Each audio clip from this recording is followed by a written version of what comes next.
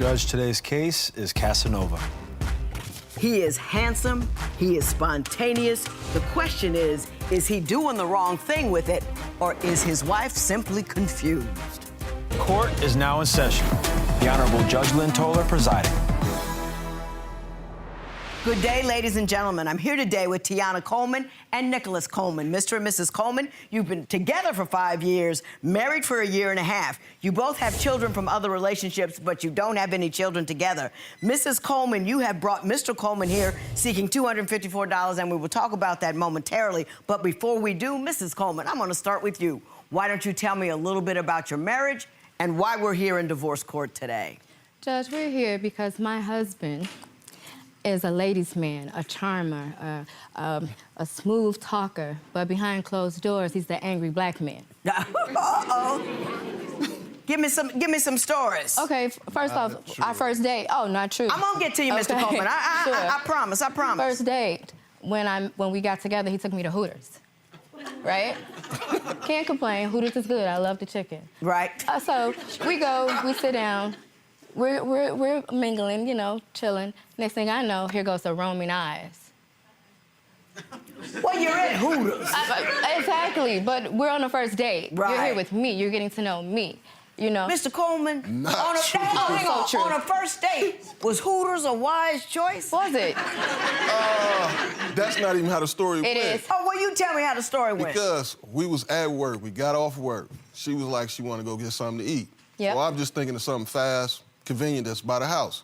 So I'm like, let's just go to Hooters, get some chicken, and keep it moving. She was like, oh, okay, that's fine. Okay. I wasn't rolling my eyes. I'm Oh, talking yes, to you her. were. I'm talking to her, having a conversation. Every but chance she you gets got. mad. Every She chance gets you mad. got. Every chance you got. Did you get mad? Of course I got mad. What did you say to him? I said, excuse me, are you here for them or for me? And Who are you here for?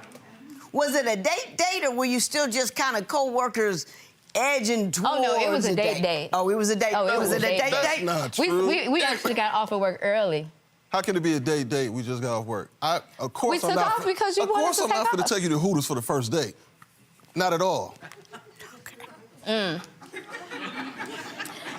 So tell me more about his roaming eyes Okay, and I his can tell charming you. lady man. So when we first ways. met at work, as always, he's surrounded by women. I go to get some assistance, and Mr. Assistant to all the ladies True. has all their attention. So I can't even get my job done because you have all these women surrounding you.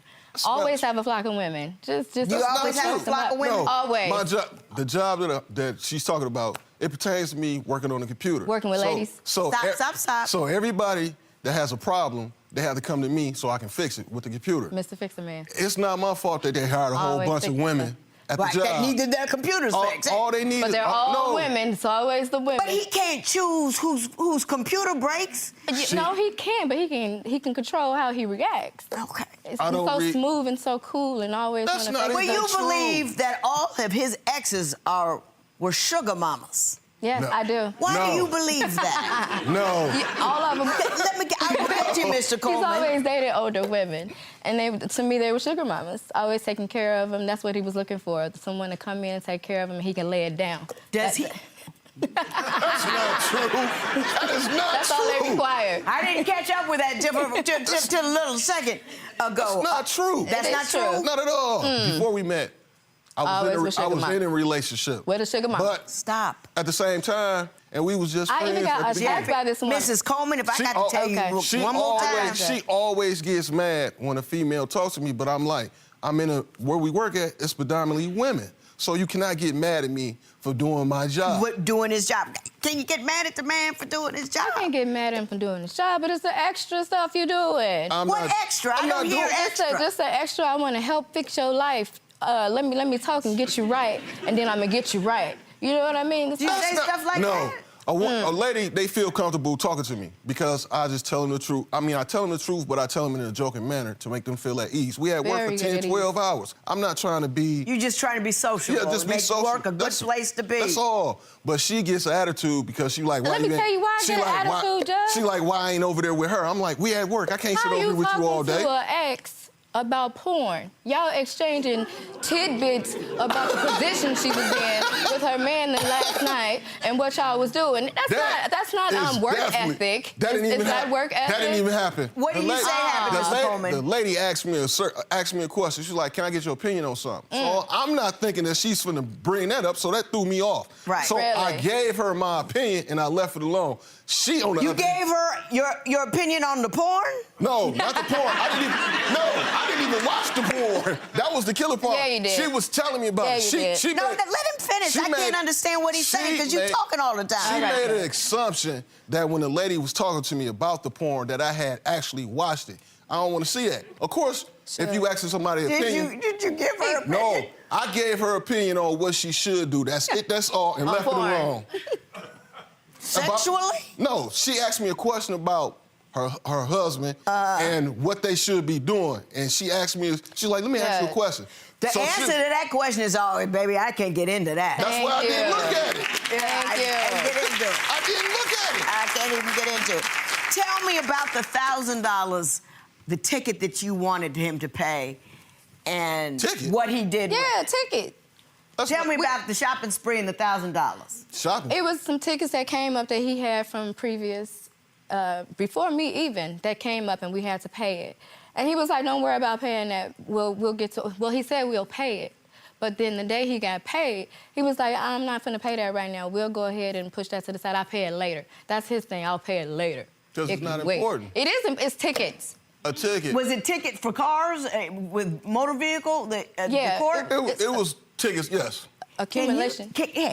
Do you know how many dudes I have put in jail who didn't think the tickets were important? No. The state is not playing with you. Well, I understand that now.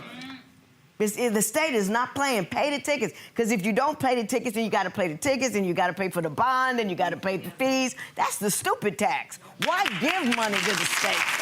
Right. Why give money to the state? You say he's got sticky fingers. You have problems with his financial situation. Sticky fingers? Oh, yeah, you got sticky fingers. I We married. How I got sticky fingers? Well, let's listen to her and find out. Judge, I'm at the hospital. Why would I tell my husband it's fine to leave? I'm at the hospital. Why would I say, oh, yeah, baby, go ahead and go socialize with the crew and hang out? That does sound a little unusual. She said he was gonna park the car. I would have never left. He said he was going to park the car.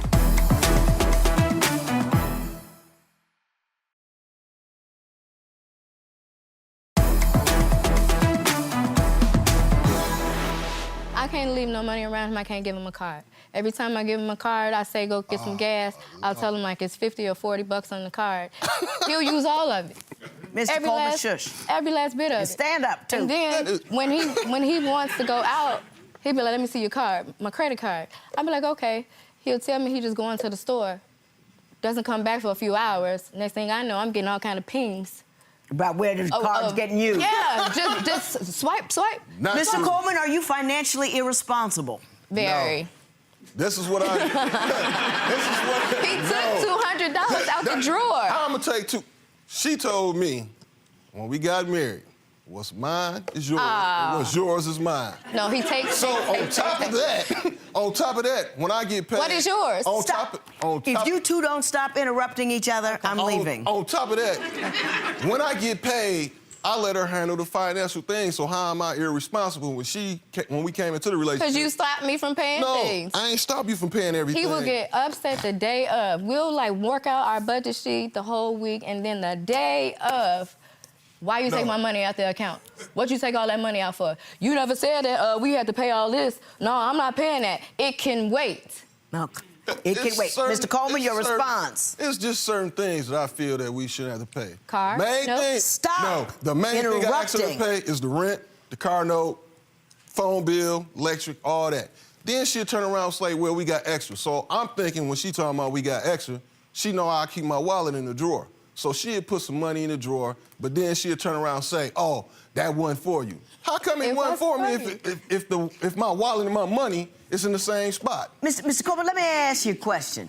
You know, you saying you're financially responsible. She says you're financially irresponsible. However, in your paperwork, you told my people, and I quote, we are broke anyway, so why not spend the money so we can have some fun? definitely true. And the reason we got into that argument was I got hurt at work, and I've been off. So I can't go back to work because my doctor has me off. Right. So fine. Stop, Mrs. Coleman. In the process of that, I have to wait till they get it. It's all legal troubles, all type of stuff that I ain't mad about. She gets mad at me. It's because I tell her I just got to be patient through the process of this. Because at the end of the day, they're going to have to pay me. But she ain't been, she be the main one talking about just have patience, just have patience. She be the one that be flipping out. Oh, I got to pay this, I got to pay that. You're right, I'll be like, just sit everything. down. I'll be like, just sit down, have a break. Take care of she everything. also, on the other hand, got hurt too. So we both are off due to the workman's comp thing. Mm-hmm. So I'm like, but instead of us, I'm saying, are you not hearing me? I'm saying instead of us being mad and frustrated all the time, let's just go out, have some fun. I know for a simple fact, they have to pay both of us. She don't like the way that I look at everything. But don't you think that's financially irresponsible? How? You're not concerned about, oh, it'll take care of itself. We'll get some money later. Don't you think that's irresponsible? In a way, yeah, but in a way, not. Exactly. You got a broke state of mind. Yeah, he's an angry black man. I'm the angry black man. Mrs. Coleman, you say that he's lost 5 jobs in 3 months. Tell me how something like true. that. Mr. Coleman, I'm gonna tell you, don't interrupt. Mrs. Coleman, it is your turn to speak. Yes. She still had attitude. I sit in the house, and she had attitude like, why you ain't going nowhere? He still disappears. I'm like, one minute you want me in the house, 1 minute you don't. I'll see him sitting outside on the front porch. 5 minutes later, he done disappeared. Where you at?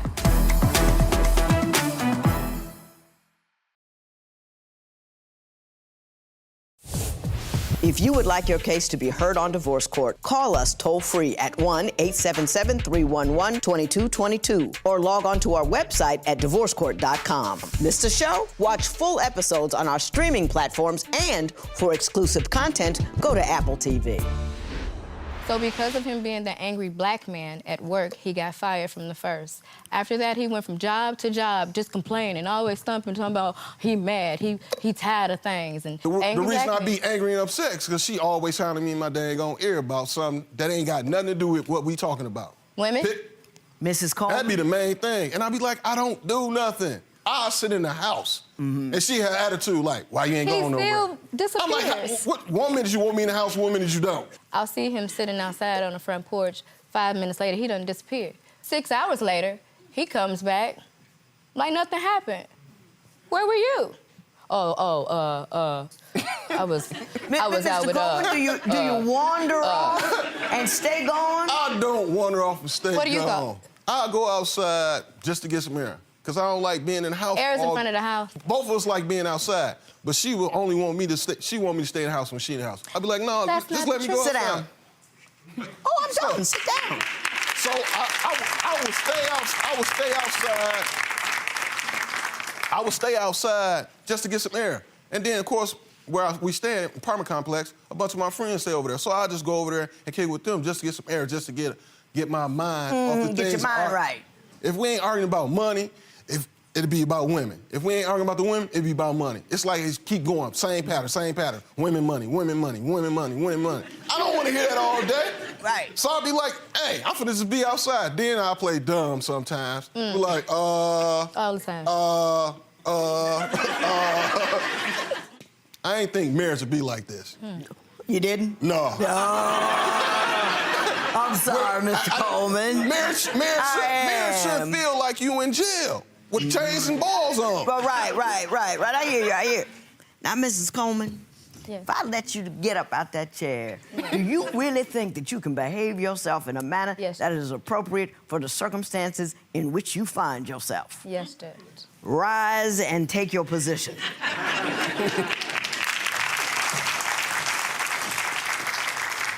Now let me ask you a question. Yes. Are you playing the brother really close? You can't let him move, can't do anything. Do you have something to say about everything he does? And remember, I've been watching you for the last 15 minutes. Go. Yes, Judge. I mean, like the time when I went to the hospital, his main concern was to get to this barbecue party. Your wife is in the hospital, and you mad at me because you missing a party. Okay. Hang on, Mrs. Coleman, now, hang on. Mr. Coleman, do you recall the instance where she had to go to the hospital, but you wanted to make it to the barbecue? I know what she's talking about, but I stayed at the hospital with her the whole time. She the one who told me, You was there the whole time? I'll be all right. I made sure that she was straight before I left. And she also said that I'm fine. You can go ahead. Now it's a whole different story. Did you tell him it was fine, he could go ahead? Judge, I'm at the hospital. Why would I tell my husband it's fine to leave? Why would I say, oh, yeah, baby, go ahead and go socialize with the crew and hang out? That does sound a little unusual. She said he was gonna park the car. I would have never left. He said he was going to park the car. That's not true. And left for 2 hours. You did. Never You told left her for that. 2 hours. All right.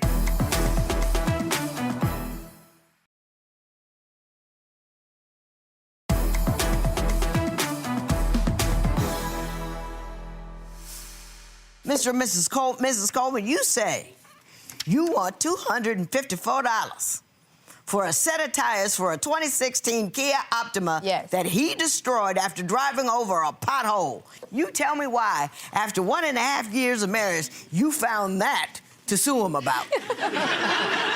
Because he's so irresponsible with the car. He's a maniac driver. This goes back to the angry black man. He's got road rage. He's heavy on the brakes. He's always hitting things. He's always zooming through lights. He's no rules. He hates rules. He hates authority. So I told him, you keep manhandling my car, you're going to have to fix it. So he did. It's this pothole on this corner that we always turn going to my family's house, and he keeps hitting it. It's like you have to stop and be mindful of this pothole. They finally fixed it, but still, I got damaged. Oh, they finally fixed the pothole? They finally fixed the pothole, but my car... Were you manhandling a car? Who drives looking for potholes? Well, you look at the road. I'm looking in front of me. I'm not looking down at no street to see if it's a pothole. I'm paying more attention to what's in front of me. If anything, she should drive the car. Let me ask you a question. Her general complaint about you is that, you're angry and popping off, got road rage, and, is that true? No. Oh. You don't need to manage your emotions a little better? I only be getting upset because she's always nagging. No. If I knew she would always, I don't even say nothing. And then she get mad when I'm quiet. Got Then it. she asks me, what's wrong? I'm like, because you nagging about little things that I cannot control. I can't control nothing about no pothole. And how do I owe you money if we married? Because you need to fix it. I got you. Listen, let me tell you something. First of all, don't worry about it. She ain't getting no money. Thank you.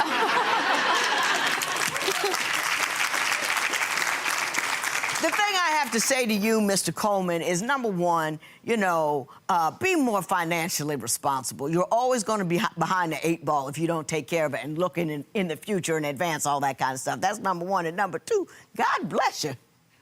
She got on my last nerve, and we were only out here 20 minutes. Thank you. There will be no recovery in this matter. It is so ordered. All right, so let's be honest here. Do you guys wander a little bit at work, at the parties? Every now and then, yeah. I got to pay attention to what's in front of me. Potholes? Potholes, I ain't looking at no potholes. No potholes, right. No. All right, Judge Lynn, she got on you a little bit there. Yeah. She had you sit down. Yeah. You can't get on Judge Lynn's nerves. I know, Come on. I know. How you feeling after speaking with her today? I'm feeling okay. I just want him to focus on me, that's all, And I'll close the mouth if he can just go.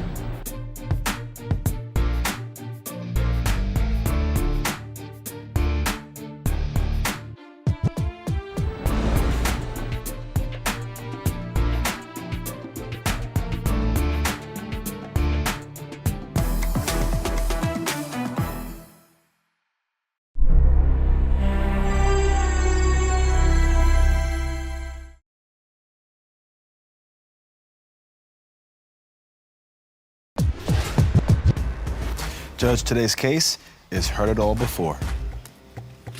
She's 20 years old, 4 children, she's got a job, he's got excuses. Please, Lord, let me stay in this chair. Court is now in session. The Honorable Judge Lynn Toler presiding.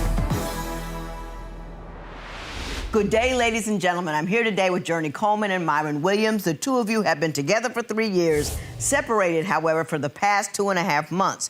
You already have 2 children together. You've got 1 on the way, and you have 1 from a previous relationship. Is that accurate? Yes. Okay. Now, Ms. Coleman, you are seeking $1,200 from Mr. Williams for transitional support, and we will talk about that momentarily. But before we do, Ms. Coleman, I'm going to start with you. Why don't you tell me a little bit about your relationship and why we're here today? Okay, Judge. Well, today I'm here because, I'm tired of Myron. He doesn't take me serious. He bees on that social media doing all kind of stuff. Like, okay, like it was this one. Okay, well, I didn't have social media before I met him. I didn't have it for a while, but it was people coming up to me like, hey, you need to get on Facebook, social media because, your boyfriend, he on there acting up, acting single. So, I ended up making an account on there, and sure enough, he's on there acting the fool, posting statuses, asking where the females at, posting statuses, asking who can he inbox. He posted statuses about some females talking about some female he was talking about little mama bad is some female he was talking about with her gay self. You ain't talking about me, so Your Honor, and like I said, I even got the proof. It done. Well, let me see the proof. Of course. Now, what am I about to see? You about to see his status is Myron up at 3, 4 o'clock in the morning posting on Facebook where the females at, who can I like my status. That's childish. We too grown for that. Like my status. Okay. Mr. Williams, what would you like to say, sir? Can I see that? Sure. You gotta know what you're defending, right? Right. Yeah, that's you. That's him. Yeah. Nah, it's really not. This Facebook is like at least 4 years old. I don't even have that account. But we only been together for 3.5. Exactly. This is old. It's real old. It really is. Mr. Williams, are you entertaining other women while you're together? Nah, no, ma'am, I'm not. I guess I would call myself a Facebook comedian or whatever. That's not funny. It's not funny. It's not funny at all. But Well, explain to me what that is. I just be on there like posting funny stuff or whatever. Like, Joking around. Yeah, just joking around on some humbug stuff. But like, she But if you joking on, okay, if you supposed to be funny, for the public, okay, they got share button stuff like that. Yeah, I understand that. But if you inboxing females, how is it being funny if other people can't see it, but you and that female? That's not funny. Are you inboxing other women? Nah, I really don't. Like, I really don't? That means you kind of do. I guess, but I really don't. Like, when we first got together, I ain't gonna lie, yeah, she called me once or twice. Once or twice. But that was when I was 18. We was young. We was kids. Like, she won't get over the past. I'll be trying to talk to her and tell her, like, hey, I really love you. I really do. I'm sorry for what I did. That was a long time ago. Either you gonna get over it or we just gotta... Oh, you can't work it out. Yeah, exactly. Is he accurate, Ms. Coleman? No, that this happened a long time ago? Yeah, it's been happening since we've been together. Like, Your Honor, it done been times, because I let Myron use my phone. We have a thing, his phone messed up, so I would let him use my phone. So it was like this one, because when he uses my phone, he'll get on the social media and or he'll go to the bathroom for about 10 times out the day to sit on the phone talking about, I don't know nobody who got bowel movements like that, but he'll sit on the phone, go to the bathroom, sit on the phone, he'll come back out, he already logged off the Facebook. So I'm like, what you was in there doing? Man, that's what I'm talking about. You always starting stuff, stuff like that. So I'm like, okay, whatever. So it was this one time, I set different alarms, because I got a routine with the kids, so I set different alarms on the phone, So the phone was plugged up in the kitchen. We was in the room sleep, and he was using the phone the night before. But we was in the room sleep, but my alarm had went off, and he had the phone plugged up in the kitchen. So, he sleeps, so I'm trying to hurry up and get in the kitchen, get the phone before he get to it. And it's not that I was going to go look for nothing, but, I knew he was on it the night before, so I'm like, if you got it, why not? Yeah. So I gets on there, and here he go. He inboxing this female talking about, I miss the intercourses that we used to have. And so I'm running in the room. That was the only little message that I read. So I runs in the room. I snatched the cover off of him. He said, "There you go. There you go."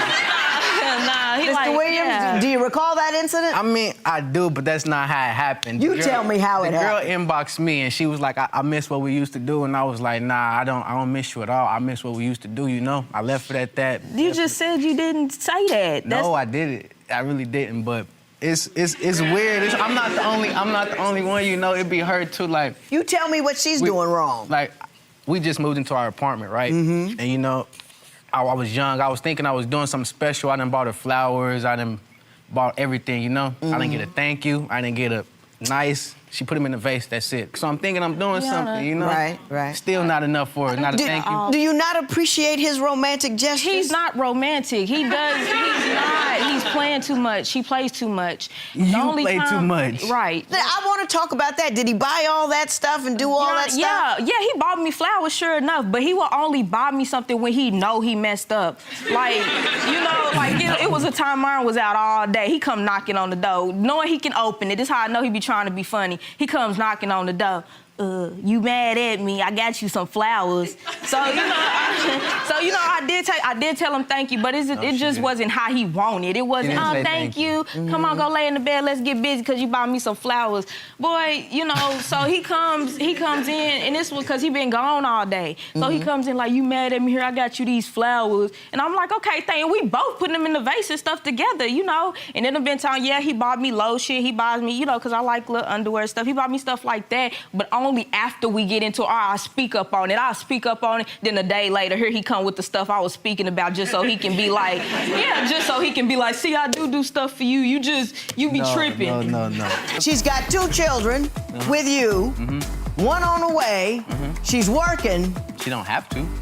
Then what I'm gonna do? Wait a minute now. Hang on, come get me if I get up.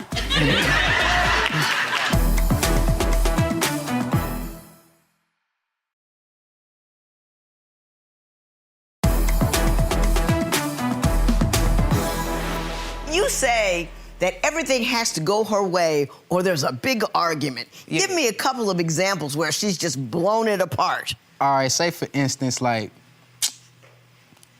I got my first job, you know? I ain't worked in a long time, I admit, I haven't, but I got a job. It's like 5 o'clock, like... Yeah. Shut up, I got one. But yeah, it's like 5 o'clock in the morning. She wake me up like, can you make the baby a bottle? Can you get it? I'm like, no, it's right beside you. You get it. I have to reach over you to grab it. Just turn around and grab it. You know, so I go back to sleep. I wake up the next morning, she kicks me out. What you kicking me out for? You can't even make a baby a bottle in the middle of the night. I do everything.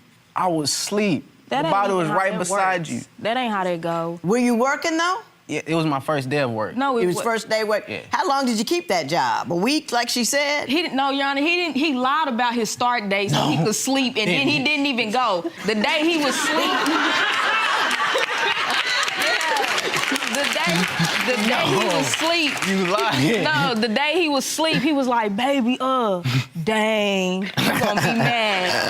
I said, what? Myron talking about I was supposed to start today. I said, you knew that. You knew. Talking about, but she just called me. No, you knew that when you walked out the office to do that. And it wasn't that that I was right beside the bar, because I sleep by the wall anyway, so that's how I know he lying. I wasn't even by the bottle. He was right there. And, the baby, I had the baby while she was whining. I said, well, while she whining, can you make the bottle? Man, you just trying to start something to get me mad. Well, I'm asleep. Wake up. What? No. Now, what do you say, Mr. Williams? I told her no. I went back to sleep. What I'm gonna wake up and grab a bottle for if the bottle is literally right next to you? Your baby. You're picking with me. Together. You picking with me though. She's working? Yeah, she worked. You not working? All right, look, no. No. That's a yes or a no. You working? She working? I got fired. You got fired after he didn't go. the first day. After he didn't go. Right? Yeah. Yeah, No, you got fired first day. That was one job. Hang on, Mr. Williams. Mr. Williams, I'm talking to you. She's got 2 children with you, 1 on the way. She's working. She don't have to. Then what I'm gonna do? Wait a minute now. Hang on, come get me if I get up. He'll blame me. Go take that over there. Open it up and read it out loud so everybody can hear it.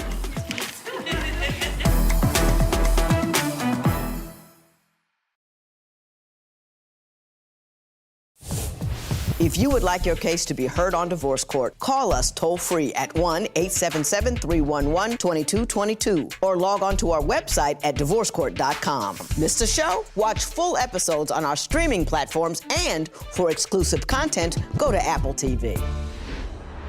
What are you gonna do for money if she's not working, since you're not working? Right. I broke my leg and my back before, you know, so they gave me, I guess, unemployment check or disability, one of them. Disability? Yeah. You don't even know what kind of check you get. Holy cow! Man. Good grief! I mean, I'm not used to it, you know, but basically... You're not used to what? I'm not having to work and you know, do stuff, but I take care of this woman, I really do. She don't have to ask for nothing. So you're using your work, your disability, your workers' comp, or whatever it is? I work too, though. It's not like I just live off of that. You know, that's not me. I don't want to live off of that. I work too, but... You told me you don't work. On and off. I don't work a steady job, you know, like... But how is it that you don't feel a little pressured to be more economically secure, because you got baby number 3 of your own on the way? That's what I'm saying. I was stable at a point in time, but when I broke my leg and had to do what I do, I felt like off my game, and that's when she started coming with the problems, when I couldn't keep bringing the money to the table. That's the only time we had problems. When we first got together, we was good. Not having money is stressful. Having children and no money is stressful. Yeah, I know.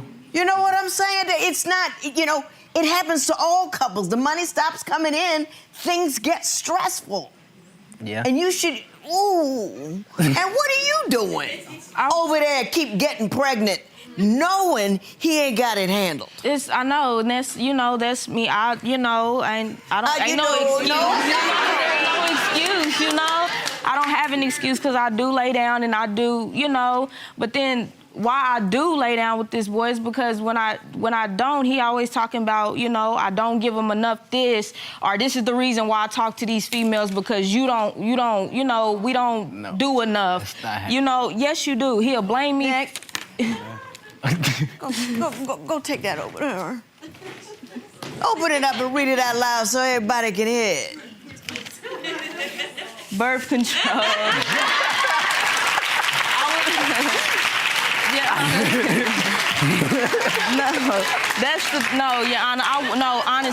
Honestly speaking, I was on birth control with my first 2 children, yes. This is a job, not getting pregnant. It's a job to be responsible. It's a job to handle your business. If one kind of birth control doesn't work, you go to another, and then another, and then another, and then another, because there's power in that. You can't control your life if you can't control your fertility. You will be inundated by children. Right, I understand. Inundated. What ownership do you take in the distress that is your home? Because you've had to leave the home because it got so ugly. Yeah. It's like... What do you own? What have you done wrong? I'm gonna ask her the same question, so don't get upset. I've done a lot wrong, you know, like, I'll be gone all day, you know, I'll be... Doing what?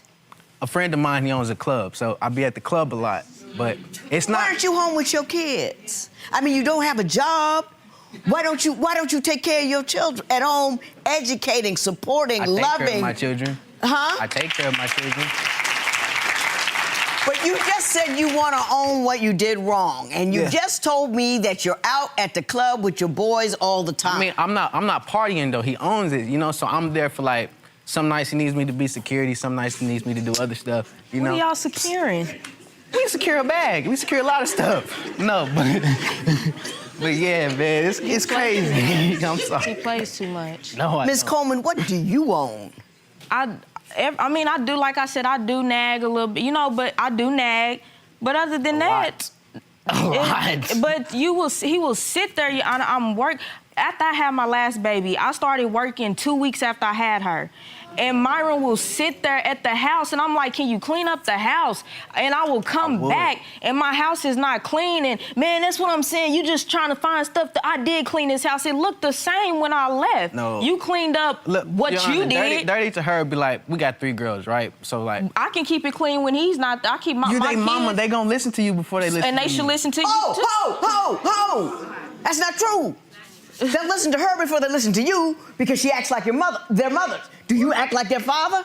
I mean, I do. I really do. My kids listen to my husband before they listen to me because I don't want to fool with him because he is hot on the discipline. Where are you and what are you doing?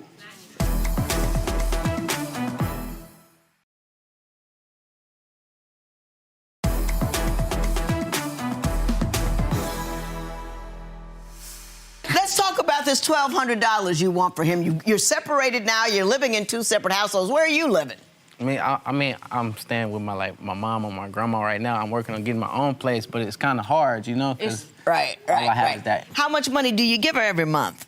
I mean, just whatever. For the kids? Whatever she needs.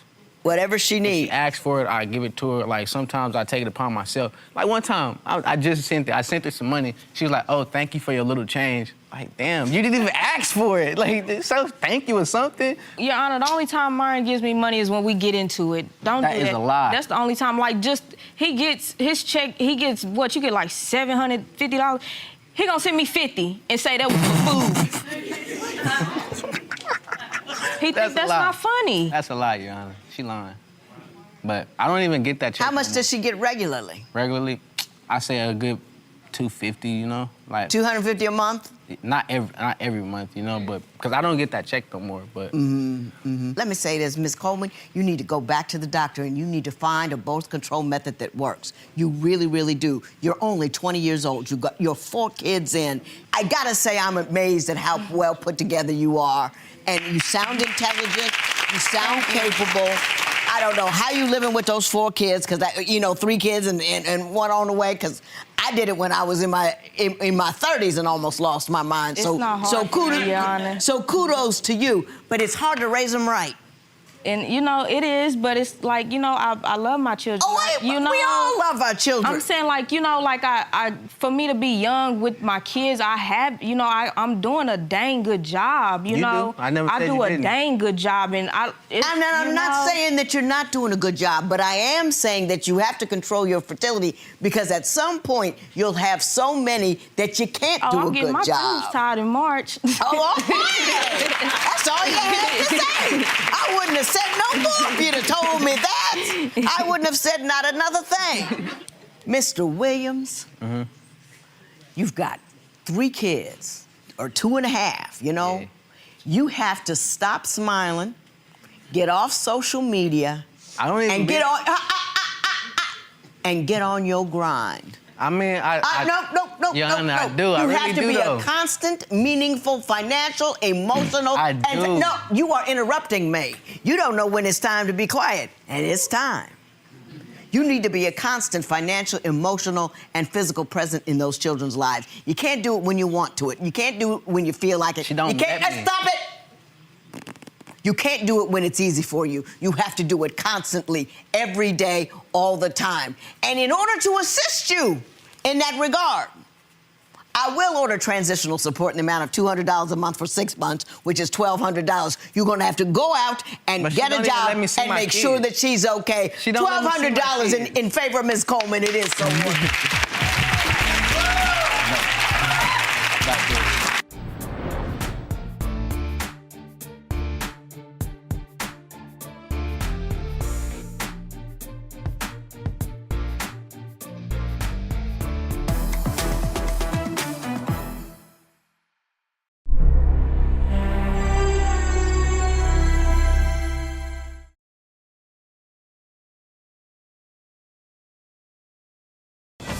Are demands for wild and spicy bedroom behavior the only issue keeping Lanice and Vernon from walking down the aisle? She says his freaky requests make her uncomfortable. But if she doesn't play, will he stray?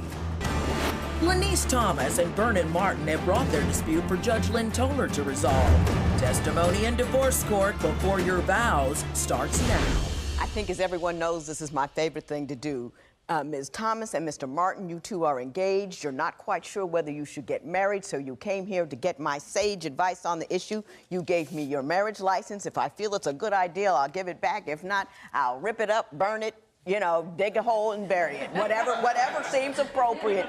We're going to get started, and I'm going to talk to you, Ms. Thomas, about your issues. You say that Mr. Martin is trying to get you to jump way out of your comfort zone. What does that mean? When I say that, I mean, like, I mentioned a date night, and I'm thinking, you know, a movie, a dinner, because, you know, we like Italian, and, you know, he likes my lasagna, so I'm thinking maybe he want to, you know, do something like that. He does a 360 on me, and he started talking about, we need to try new things, you need to open up. He started talking about sex toys and all this. I'm like, wait, hold up. Like, you know, you just jumped the gun on me like, you know, I'm a kind of, you know, I'm not a prude, but... You keep it basic. There's nothing wild. Now, how long had you been together when he made this switch to a greater freak need? We've been knowing each other for a while, but we've been together for 5 years. Yeah. But when did he start making this was requests? like maybe like 7 months ago. 7 months ago. Mr. Martin, is that an accurate reflection of what happened? You know what? To be honest with you, Yana, I don't know where this is coming from. This has been a while going. I've always wanted this to go on, but it's just a matter of talking to her about it without us getting into a misunderstanding. Yeah. Now, as gently as you can, tell me how far you're looking to go. I mean, are we talking other people? We talking you want to watch stuff? Is it a toy thing? Are you getting hoists and chains and leather? What nature of freak are you seeking? You know, I just wanna, you know, a little tie, you know. Little tied up, little tied up, S&M, little role play, a little role play. little fun, you know, nothing crazy. No third party though. No third party. No third party. No. Which is, yeah, because it never works out, Martin. It never ever works out. And I'm gonna get ready. Miss Thomas, I'm gonna plead his case for just a hot second here. Just a hot second. A little bit of this and a little bit of that. Do you find it offensive, or it's just like, it's a little strange? I'm not real comfortable. Not real comfortable. I feel it's kind of weird, you know, something I never done. But I'm good with the lingerie and heels. I dress up, you know. Right. But after you tie me up, what's gonna happen next? Yeah. I understand. I would have trouble with that too. Would you mind if she tied you up? Well, first of all, this is my fancy list, so let's keep it right there. Right. Second of all, Your Honor, you know, we're together, okay? And if we can't do these things together, how are we gonna move forth? I mean, respectfully, I'm sure you're a married woman, and I'm sure there's gonna be a time when you and your husband want private time to do certain things. Well, that's where I'm at with this. You know, I just want to have private time with my woman and have fun. She's taking on her grandchild. Right now, that's 5 years old, and you know, kids need attention, and I can respect that, nothing taken away from her. But at the same time, I am a man, and I have needs, you know. And there'll be times where I think the mood is going, you know, it's about to come, and the next thing you know, bye. It's a knock on the door with her and her finger. Grandma, I need some cereal, you know. And out of respect, you know, you can't deny the kids, but sure.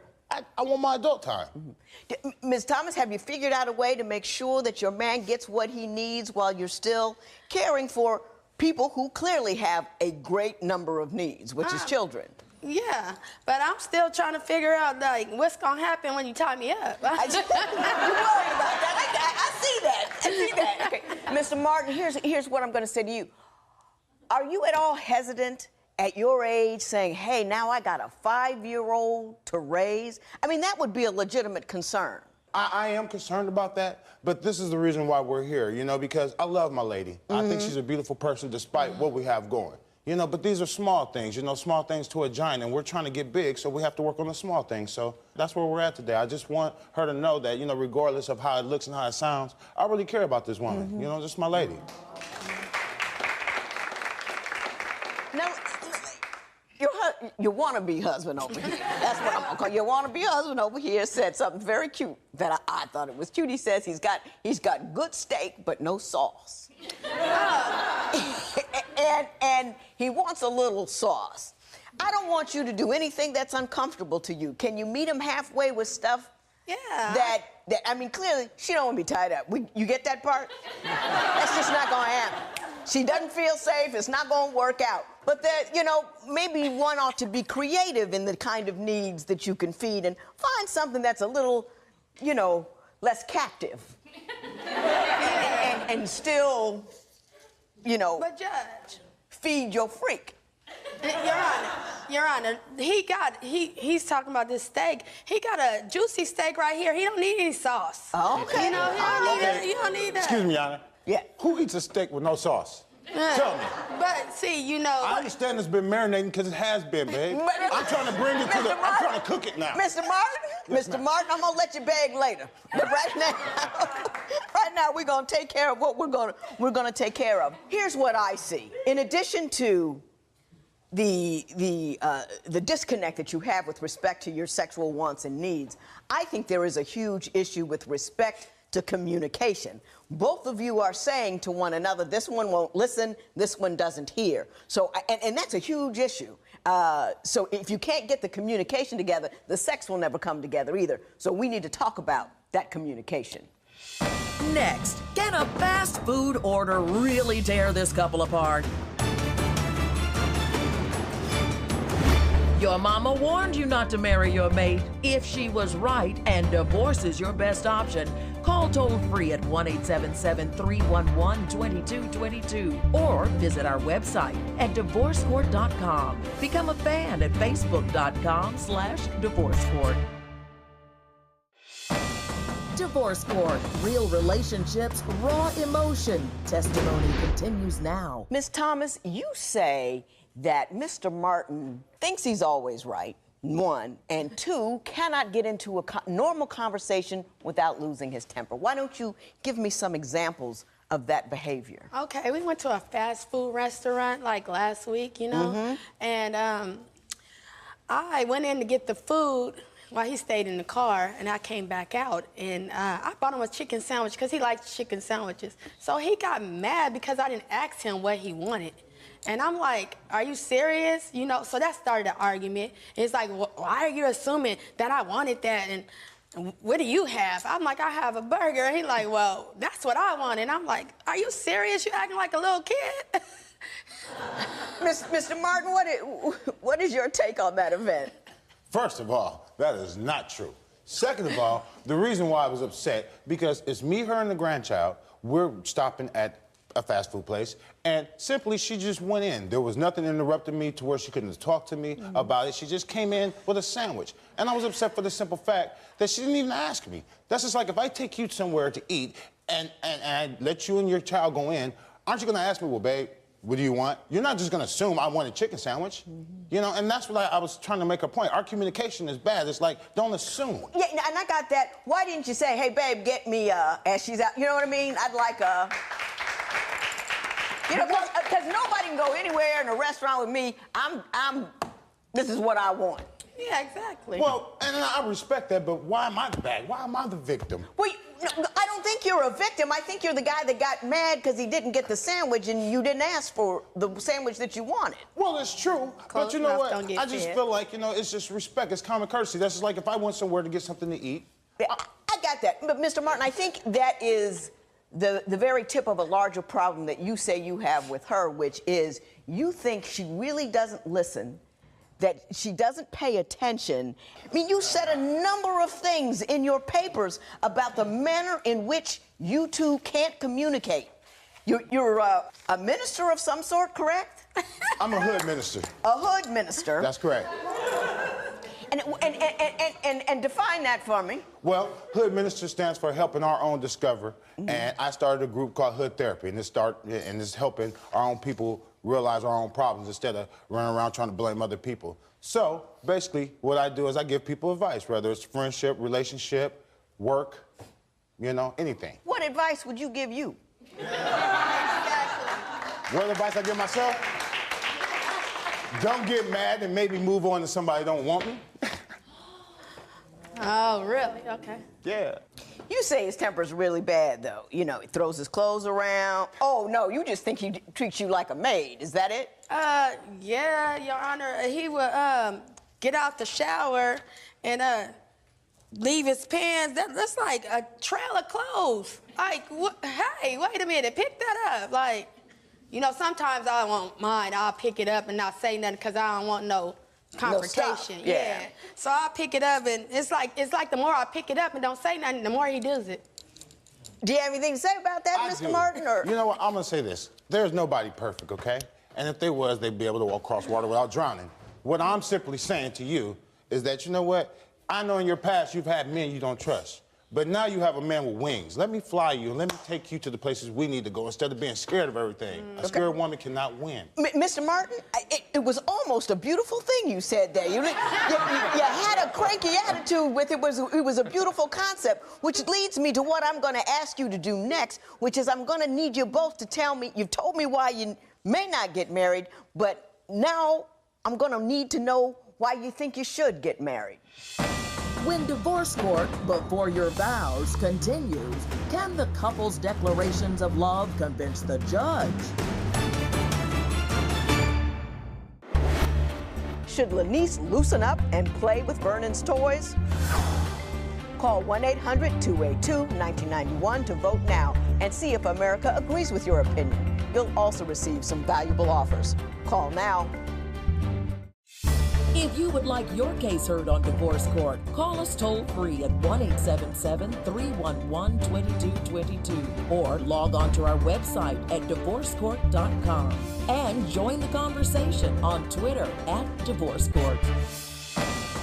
Real relationships, raw emotion. Divorce court continues. Mr. Martin, I'm going to start with you since you had a little bit of it going on already. You've told me about all the problems that you have and the things that you're concerned about. Now I want to know why you're considering getting married. Why is this woman, Ms. Lanice Thomas over there, the woman for you? You got 90 seconds to sell me on it. Go. I will tell you simply. For one, she's a beautiful woman. She's a loyal woman. She respects me and she handles her business. And for that, I'll never leave her side. But there's nothing perfect. Nothing perfect. And all I want her to do is just understand, you know, let's work through this together, you know? We could be a lot of things, but one thing I know is I'm not a fool for loving her, and I'm not a fool for sharing the things that I want to do with her, you know? And I hope that she understands that, yeah, it may sound silly, but this is your silly man talking, not your silly friend. So I want you to understand that. I love you with all my heart. I love you too. You know, Mr. Martin, you said lovely things, but every once in a while you would say it in a way I think you're mad. And I'm not sure if it's just me or if it's you or anything. Maybe that's just the way you speak or something. You seem to be annoyed by something. Are you you're a little cranky about something? I'm not really cranky about anything. I just feel that, you know what, my love is serious, and I know some things sound funny and sarcastic, but truth of the matter, we've been going through this for a while now, and I want her to know. You want to get it right. Right. You know, it's serious fun. You know, you know, you have fun, but it's serious going through it. And so that's all I'm saying. Serious business. Okay. Ms. Thomas, you've got 90 seconds to outdo him on a show of love. He's handsome, sexy, loving, caring, sometimes understanding when he knows how to listen, you know. But other than that, he's a very kind person. And I really... it seemed like without him, I'm kind of lost because I'm so used to him being around. So, you know, I love him. And I think that we could get through this. And we'll be in the, you know, the marriage. I think it'll work. That was a little weak, I gotta say. Yeah. A little weak, but I think I believed him a little more than I believed you. But that's okay. God that's knows okay. my heart. That's all right. I looked at your compatibility test, saw a couple of interesting things. First of all, Ms. Thomas, when I asked you what was wrong with you, you could only think of two things. I don't think nothing's I got wrong with me. 27 I can list off the top of my head that's wrong with me. Two things. You got to look a little deeper. You're not self-aware enough. Oh, okay. Just argumentative and stubborn. There's other stuff going on. You just don't know what it is, but you got to know what it is before you actually get married. Honest to God, it won't work out if you don't. I don't know what it is because I think I'm Do you know what she doesn't like about you? Everything so far. You don't listen. You can't manage money. What? Too freaky in bed, but hey, you know. We already knew that. And he's a little absent-minded. I don't think these things are too bad. You had a little more to say about what you didn't like about her. First of all, you were very self-aware. You were. You said, I got anger issues, I shout sometimes when answering. You're sarcastic in conversation. I mean, a lot of people wouldn't say that about themselves. It's very self-aware, and self-awareness is the first step towards betterment. So I was pleased to see that. He said about you that you talk over him, acts old-fashioned, police-like ways. I guess like she's like a sergeant in charge, and of course the sex thing. You know, it's got to go again. And she doesn't listen to me. Let me ask you something, Mr. Martin. Are you looking for more of a traditional wife in a more, you know, you want a freaky, but you would like more of a, to be the leader in the home? Because both of you said he should be the head of the household and that women are more emotional and that should be taken into consideration when making decisions, which I found interesting, and I want to talk to you about that. Judge Lynn Toler's ruling next. It's time for you to call 1-800-282-1991 to answer today's question. You'll receive some valuable offers. Call now. Divorce Court. Judge Lynn Toler's ruling right now.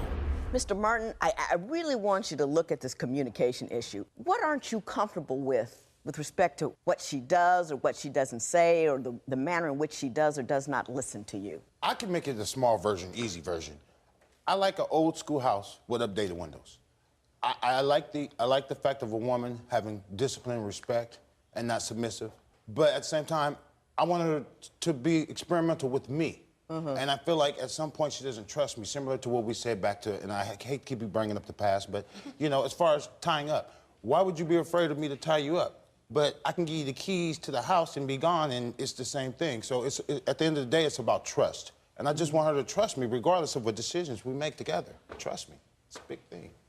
I do trust you, but I mean, that tying up, that's something new to me. I'm not.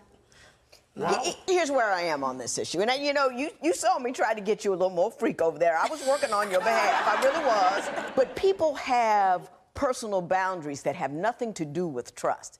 It has to do with who they are and how they feel, and some things some people can't do. And it has nothing to do with the fact that whether she not trusts you, but it's just an emotional and psychological, it's a big deal tying somebody up. I've been married to my husband 25 years. We've been together 27 years. He can't tie me up. You know what I mean? I sleep next to him. I've never worried about him doing anything, but that to me psychologically is demeaning, and I can't go there. Exactly. And she may feel that way, and that has nothing to do, it's not a personal opinion or commentary on how she feels about you. It's her psychological thing. Just like, you know what I mean? You can't take it personally, the not getting tied up part. Exactly. But let me say this to you people. Once you put down those ropes, you got something going on here.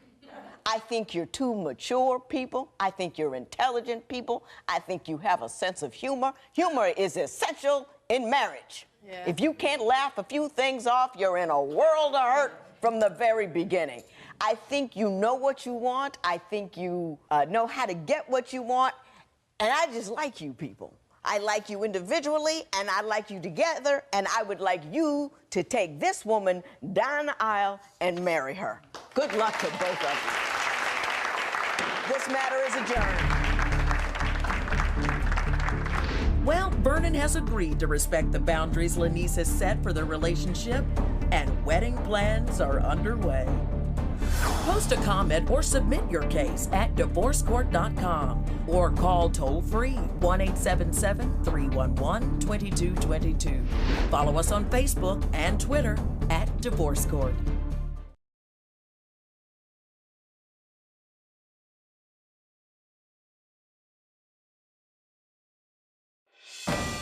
On Divorce Court today. In this relationship, she is so jealous of his female online friends that she writes down all of their names. Karen says Charity is both a social media bully and a real-world flirt who won't introduce him as her man. Terrence Holloway and Charity Mara have brought their dispute for Judge Lynn Toler to resolve. Testimony in Divorce Court starts now. Mr. Holloway, you say Ms. Mara runs all of your female friends off your social media. Yes. Okay, tell me about that. Okay, I use my social media for business. What's your business? I have a studio, I have a recording studio, and I have a private barbershop. I keep it private, and then I use it, get most of my clients from social media, friends and family, or just word of mouth. Now, for example, I've actually had Charity go on my page and write down different names and contact information from women off my page. I have over 3,000 people on my page. Right. So one time when I actually seen her do it, I'm like, what are you doing? So she tells me, I'm writing down these contact information and these names just in case. And I tell her, just in case of what? So she tells me, just in case I see you with one of these women or you connect with one of these women. So I haven't never been caught cheating. I don't cheat. I love Charity. You've been together five years, correct? Yes. Right. Now, Ms. Mora, are you on his social media page writing down the names? No, that's not how it happens. Actually, he has me assist him with a lot of his networking, and I do jot down the names. There was one girl, I wrote down her name because this woman in particular, her name kept popping up on his phone. So he caught me when I was just writing it down, but I don't go through it and chase women off of your page, your social. Do you have any fears of him cheating? Has he ever done anything that caused you to I trust him. mistrust him? No, I do trust him. He is trustworthy. No, I've caught her actually writing down the names. And then I asked her, and she said, this is just in case. She's also got to a point where some of my clients are word of mouth, and it's only through social media. So one lady, I post up pictures of haircuts and stuff like that. One lady asked, she says, hey, on one picture. I don't respond, because I'm not responding to hey. So another picture, she says, will you be there on Friday? So my response is, yes, I'll be here all day. So she gets on the page and says, I'll be there all day with him, and there's gonna be a problem when I see you there. But not knowing that this is a woman that's bringing her child to come get a haircut. There's a reason. Ms. Mara, did you do that? Yes, I did. Now, why did you do it? Your Honor, I did that because there have been incidents where, he has a lot of children, who are clients, and their moms come, and some mothers behave a certain way, which is as if he's a single man. He's not a single man. I don't think there's any reason for one of these kids' mothers to come and be flirtatious with Terrence. So Do you trust him? Yes, I trust him. Thank you. Trusting him means trusting him in all circumstances. So he can go to his job and whatever, tacky woman wants to say something ratchet and wrong to him, you trust him. I mean, if you can only trust him as far as you can see him, that's not trust. That's just verification. You know what I mean? Right. Now, Mr. Holloway, you say Ms. Mora has gone so far as to bully people online so they wouldn't contact you anymore. When have I done that? Yes, Well, we'll find out together. Come on, Mr. Holloway. Tell us all about Yeah, it. so for example, somebody else actually just started liking my pictures. So if they like over 2 pictures, if it's just over 2 pictures, then she's on their page and she's talking about there's going to be problems with them, with that person and her. So one person actually got in contact with her back.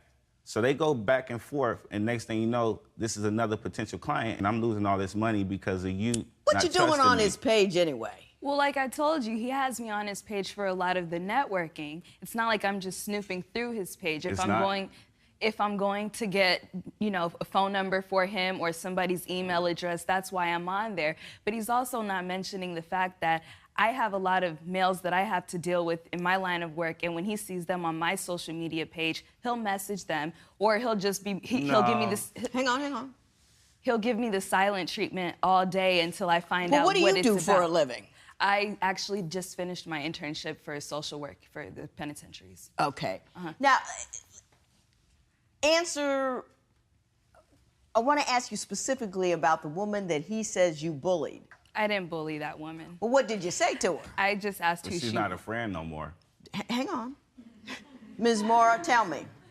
I simply messaged the woman and asked her what her relationship with him was. Why did you do that? Because of what she was commenting on his page. Ooh, you look good. Oh, you look sexy. This. So I just simply asked.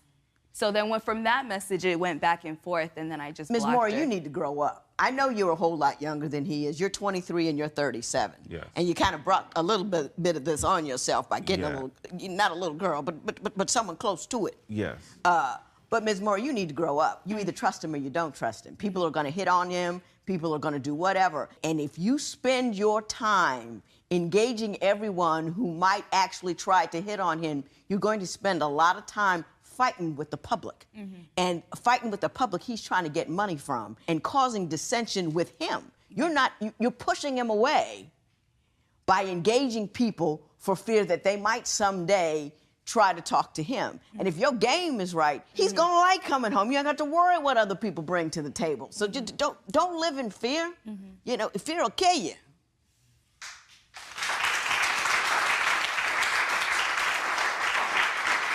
Mr. Holloway, you say that she flirts while she's in your store, or in her store, your store. Yeah, no, that happened at a store. It's a store in our neighborhood. Right.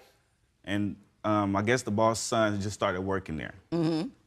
So I go to the store, and when I go to the store, I get what I'm getting. And the first thing that he asked me is, "Who's that lady that be with you?" I wanted to give her my number. And I'm like, "What do you mean? Like, that's my woman." And then he just smirks at me and starts laughing. So I'm like, "What does this mean?" So I go straight to Charity. I'm like, "What are you saying to this man why you're in the store by yourself?" Because when we're in there, nobody's saying nothing to me. So she says it's nothing, and it leaves it as that. So I keep on trying to ask her, and she's always, it's nothing. She has no What's response. happening with the guy at the store? Your Honor, I'm a smiley person. I smile at everybody I encounter. That's just my nature. Usually I can't have a conversation without breaking out and smiling. I'm not extra flirtatious or extra nice to the person. But people just take it that way. They do take it the wrong way. They misinterpret my friendliness, and that's all that is. I have never been unfaithful, and I don't have a wandering eye. Have you ever caught her being unfaithful? No, I haven't. Next, was Charity's move out of state a secret revealed, or simply a failure to communicate? Are you considering marriage but aren't sure that your intended is really right for you? Call toll-free at 1-877-311-2222 or visit our website at divorcecourt.com. Become a fan at facebook.com/divorcecourt. Real people, real conflict, real judgments. Divorce Court continues. Now, Ms. Moore, you say Mr. Holloway has some issues with communication, and in fact that he can't do so. He gets angry about things as opposed to discussing them. Why don't you give me a couple of examples of his inability to communicate and what he does instead? Okay, well, maybe about 2 years ago, I got an acceptance letter in the mail to go to school out of state. So I called him. I was really excited, and it was the school my mom went to and stuff. So I was like, okay, I get to, make her proud too. So the school happened to be in Kansas City. So I call him and I'm like, hey, I got accepted, and he just started cussing me out, hung up on me, started sending me all types of text messages, just a whole bunch of craziness. So where I couldn't even enjoy the moment of being accepted and moving out of town. I wasn't trying to leave him. I just wanted to go finish up my degree. Did you go? I did go. Good for you. I did go, and I did. I came back in May because I finished, but that was that. But we had communication problems. Then in April, when was it? On Easter morning, I was sick, and I was out there in Kansas City by myself. And I thought I just had a stomach ache or something. So I was like, okay, I'm gonna go to church around 10, but let me go to the hospital because something didn't feel right. I get there, I'm thinking I'm about to be in and out. They're like, you have pancreatitis. So I was in the hospital for 7 days, the whole time in a foreign state, just by myself. So if I wasn't answering his phone calls, he'd text me or call, or if I wasn't in the mood to speak, or if I couldn't talk, he'd be like, why are you ignoring me? What are you doing? He had no empathy for me whatsoever in that time, and I was in a lot of pain. What did you think she was doing laying in a hospital bed with pancreatitis? Okay, first, let me tell you from the beginning. All right. Now, we was together one night, and we had a real heated conversation. So the next night, we come and we talk about how our relationship is going, and everything is good. Everything is good. We talk about future plans and stuff like that. And then within 2 days, she calls me at work and says, I'm moving to Kansas City. And I had no idea. She didn't tell me that she even sent a letter out. She told me that she's going to school. She hadn't told you she had applied or anything? No. So then I'm like, okay, you're moving to Kansas City. She said, I got accepted in school. I'm like, she was already going to school. That's kind of cold. You know that, right? He knew. He knew. I did not know. I promise you, I told you. I really did. That's not something you tell a significant other. That's a conversation. That's a full conversation. That's a sit down. This is what I want to do. This is how long I'm going to be gone. This is how I think it's going to affect the relationship. How do you feel about it? It's a conversation. It's not a mention. Okay? We clear on that? Tell me about the meal that you made he didn't like. I made him some tilapia, macaroni and cheese, and greens. He said I didn't fry the fish. It wasn't crunchy enough. So he threw it away. And I'm like, well, okay, do you want me to make you something else? He was like, no, I'm not hungry. So I left and I went to go get something to eat. I asked him, would you like something from the store? He was like, no, I'm good, I'm good. So I come back and he's on the couch. I start eating and then he's like, where's mine? I'm like, you just told me you didn't want anything to eat. Mr. Holloway, was there a major argument behind that, or was it? Yes. How angry? Why was it a major argument? I was working 12 hours, and I came home she usually cooks it in a certain way, and it wasn't that way.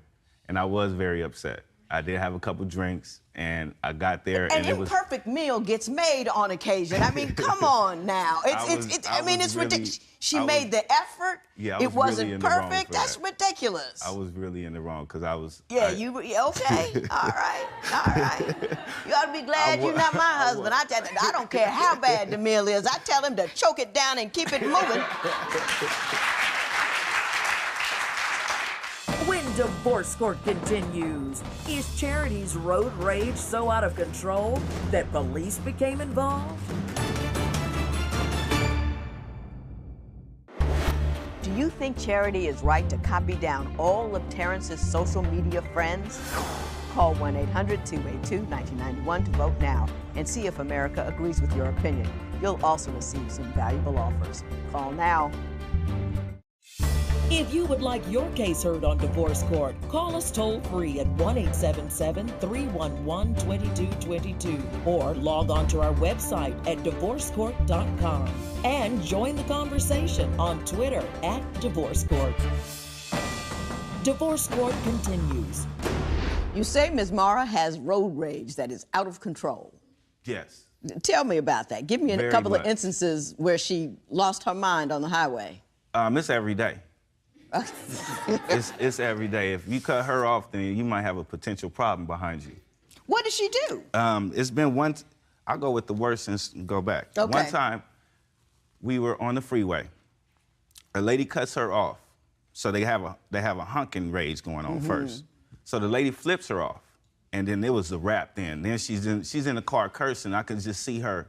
I can see it escalating like a meter. She finds out how to get in front of the lady, stops the car, gets out, and continuously hits this lady in the face. So I get out the car, and I'm like, I'm trying to stop it, but it's kind of hard to, stop the whole confrontation. Because I have to directly get in the middle. Right. So the lady, the lady found a way to cut up out of there once I got in the middle. She gets in the car and smashes off, and then the argument stays with me in the car because I stopped it. Ms. Mara? He's leaving a major part out of that. Okay, you tell me what he left out. Okay, when I did cut her off, get back in front of her, she spat on my face. She spat out of her window into your window? Yes, ma'am. I don't believe that. Yes, ma'am. Can that happen, Joe?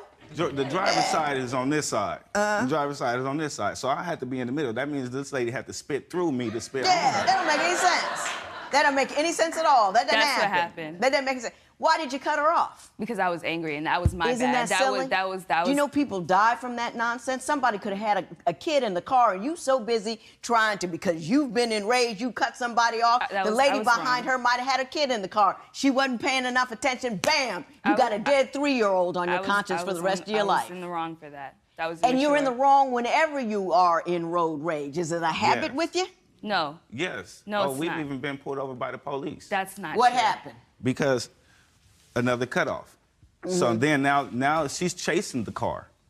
So the highway patrol gets behind us, and they see exactly what's going on. So we pull over, the highway patrol man comes to us and like, what's going on? She's like, nothing. It was the man in front of us. So I'm like, I calmed the situation down. I told her it was a little bit of road rage, and this happens to us kind of often. So he talked to us and gave us a warning. But then again, right when the highway patrol leaves, the argument stays in the car with me. Are you so enraged by somebody else's bad driving that you have to continue to express your anger even when that person is no longer there to receive it? Your Honor, this is not a continuous thing. It's not something that happens every day. Did that happen? That did not happen. Yeah. So the highway patrol didn't pull you over? No. You made that up out of whole cloth? Not for a road rage. I had a tail light out. My back left was out. Plus. That was That's what he said. That was the reason. But he's seen us. I know he's seen us because he talked about it. Were you engaged in a process of combative driving when he stopped you for the tail light? Come on, be truthful. I'm being very honest, no. So it's just that one road rage incident, it never happened I mean, there's before. been other incidents, don't get me wrong. And that was one of them. But it's not like an everyday when I'm on the way to work. Or How often do you get into a road rage incident? Maybe like twice a week.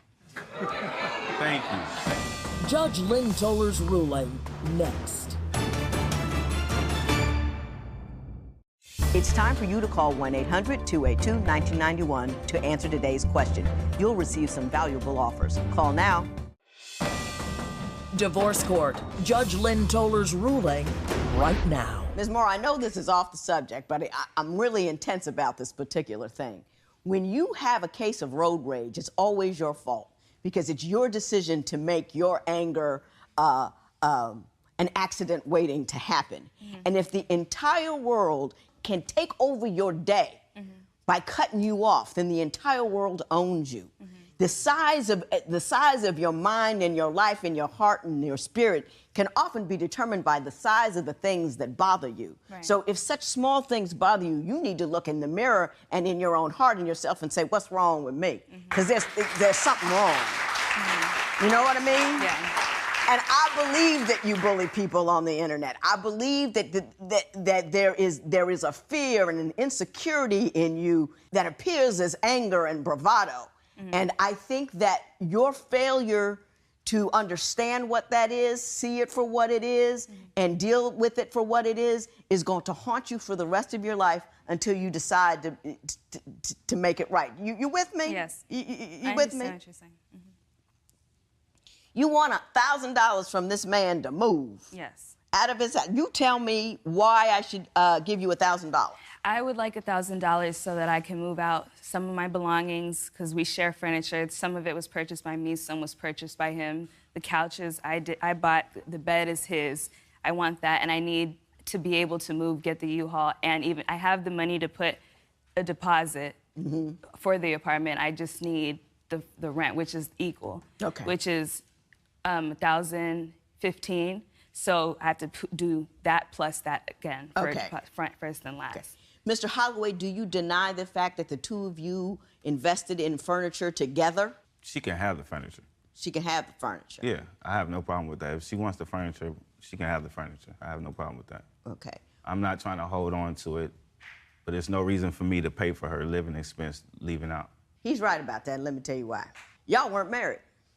And I know that people end up in court fighting over items that they shared and bought because they acted like they were married. They were shacking up and they were buying things together. And you're going to have the same difficulty separating your assets as you do when you're married. But when you are married, we have a whole process and procedure set up for that. There was promises made and obligations to be formed, and you cannot get the benefit of those promises and obligations if you did not make them. So what I will do is give an order that says, Ms. Mora, you can have the bedroom set and the living room set mutually owned by both parties, and you are to retrieve those items within 15 days. It is so ordered. Terrence and Charity respect the judge's ruling. They have moved out and moved on. Post a comment or submit your case at divorcecourt.com or call toll-free 1-877-311-2222. Follow us on Facebook and Twitter at Divorce Court.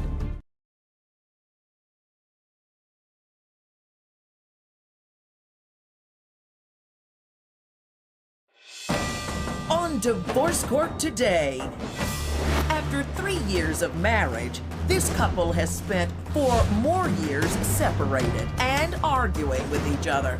Montravia is concerned when their daughter visits her dad. Vincent claims Montravia makes seeing his child a nightmare. Montravia Rayson and Vincent Wills have brought their dispute for Judge Lynn Toler to resolve. Testimony in divorce court starts now.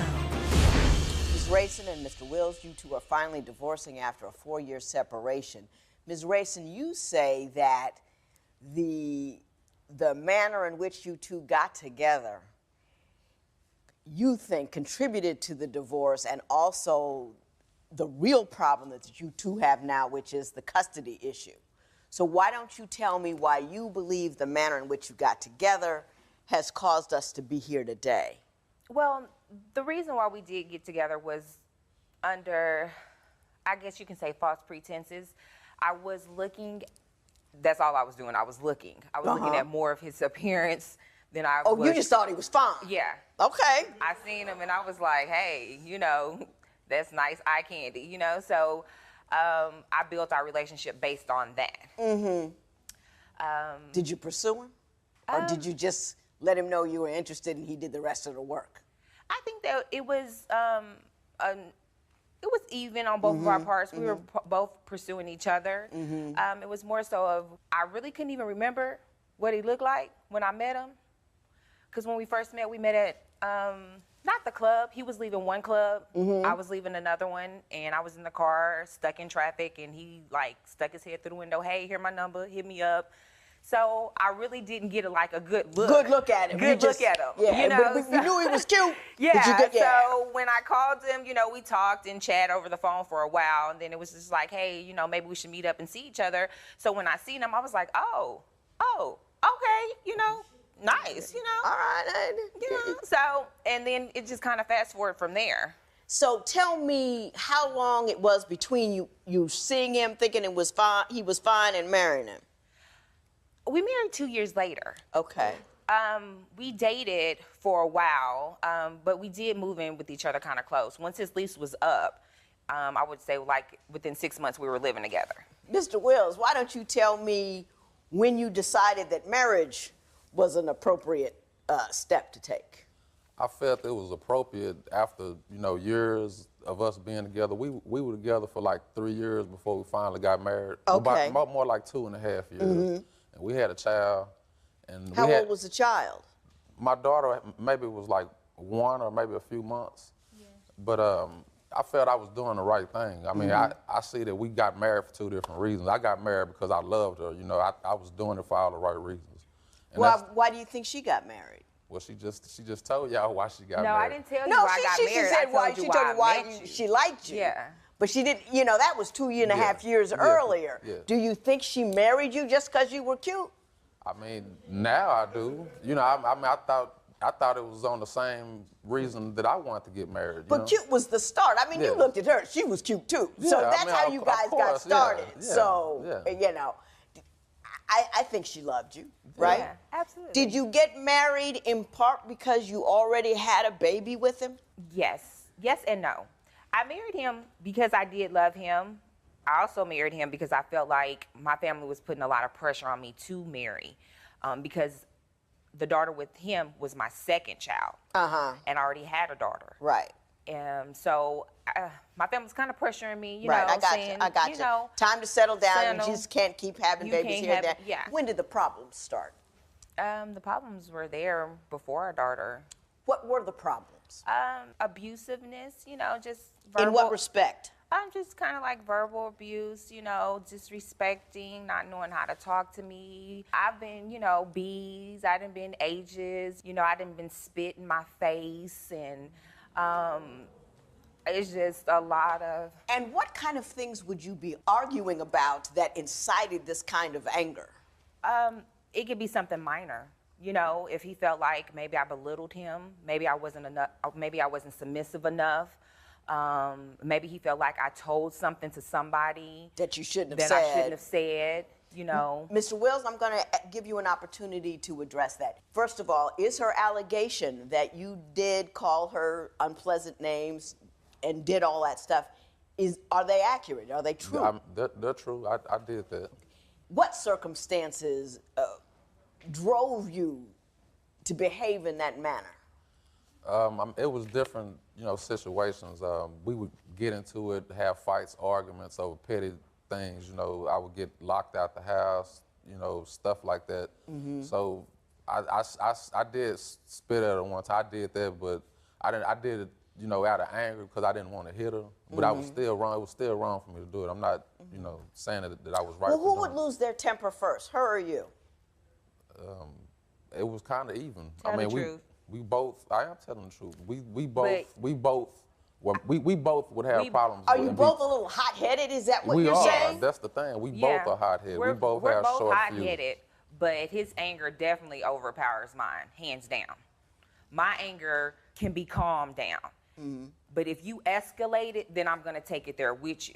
So it's just like, even if I wanted it just to be an argument and to be done and over with, then it's like, with his fuel, I have to come with the fire. We're talking about a house that I think I got a picture of what's going on. Things are jumping off quickly and often and getting excessive. I want to talk to you about how your daughter, what she was seeing, what was going on, and why we are at a place where there are such concern between the two of you about the custody issue. Next, does Montravia have any proof that their daughter is in danger when she visits her father? Divorce isn't easy. If you need help with your breakup, call toll-free 1-877-311-2222 or visit our website at divorcecourt.com. Become a fan at facebook.com/divorcecourt. Real problems, real solutions. Divorce Court continues. Ms. Rayson, in your petition, you talked a great deal about the concerns you have with respect to custody. I've read the custody agreement between the two of you. Basically, he gets her every other weekend and then every other spring break and then 30 days in the summer, etc. But you say you are not comfortable with him having visitation. Why don't you explain to me the nature of your concerns? We agreed that I would bring our daughter by to his parents, his family's house, basically, and celebrate Christmas with them. Okay, he knew that she was celebrating Christmas at home first with all of the rest of my children, all of our relatives. Okay, so he's steady messaging me, what time you gonna get here? It's getting late, yada, yada, yada. So around 7 that night, I did get there to his... Now, is that the scheduled time that you had arranged, 7 o'clock? No, I didn't set a definite time. I just said that I would get her there. But he was expecting her to be there earlier, to be there with his relatives and for her to spend more time, I guess, with his family for the holidays. When I get there, he was like, hey, baby, Merry Christmas. Go on in the house. I need to talk to your mama. Oh, that's your gift right there up under that tree. That's your bike. Shuts the door behind her. We need to have a talk. See, and there's the problem, because there's a time and place for everything. Now, Ms. Rayson, I'm going to disagree with you right there. This is not an indication that he is inappropriate with her daughter. You were mad at the way he came at you. He put her in the house. Hey, baby, put her in the house. He was angry at the time. He probably was trying to control himself. He got his daughter out of harm and Ugly's way, and then he addressed the concern that he had with you. I don't see that as a reason to keep him from his daughter. No, and that's not the reason why I kept him. Why did you keep him since then? Because that's when he got argumentative. That's when he put his hands on me and I pushed him to release me.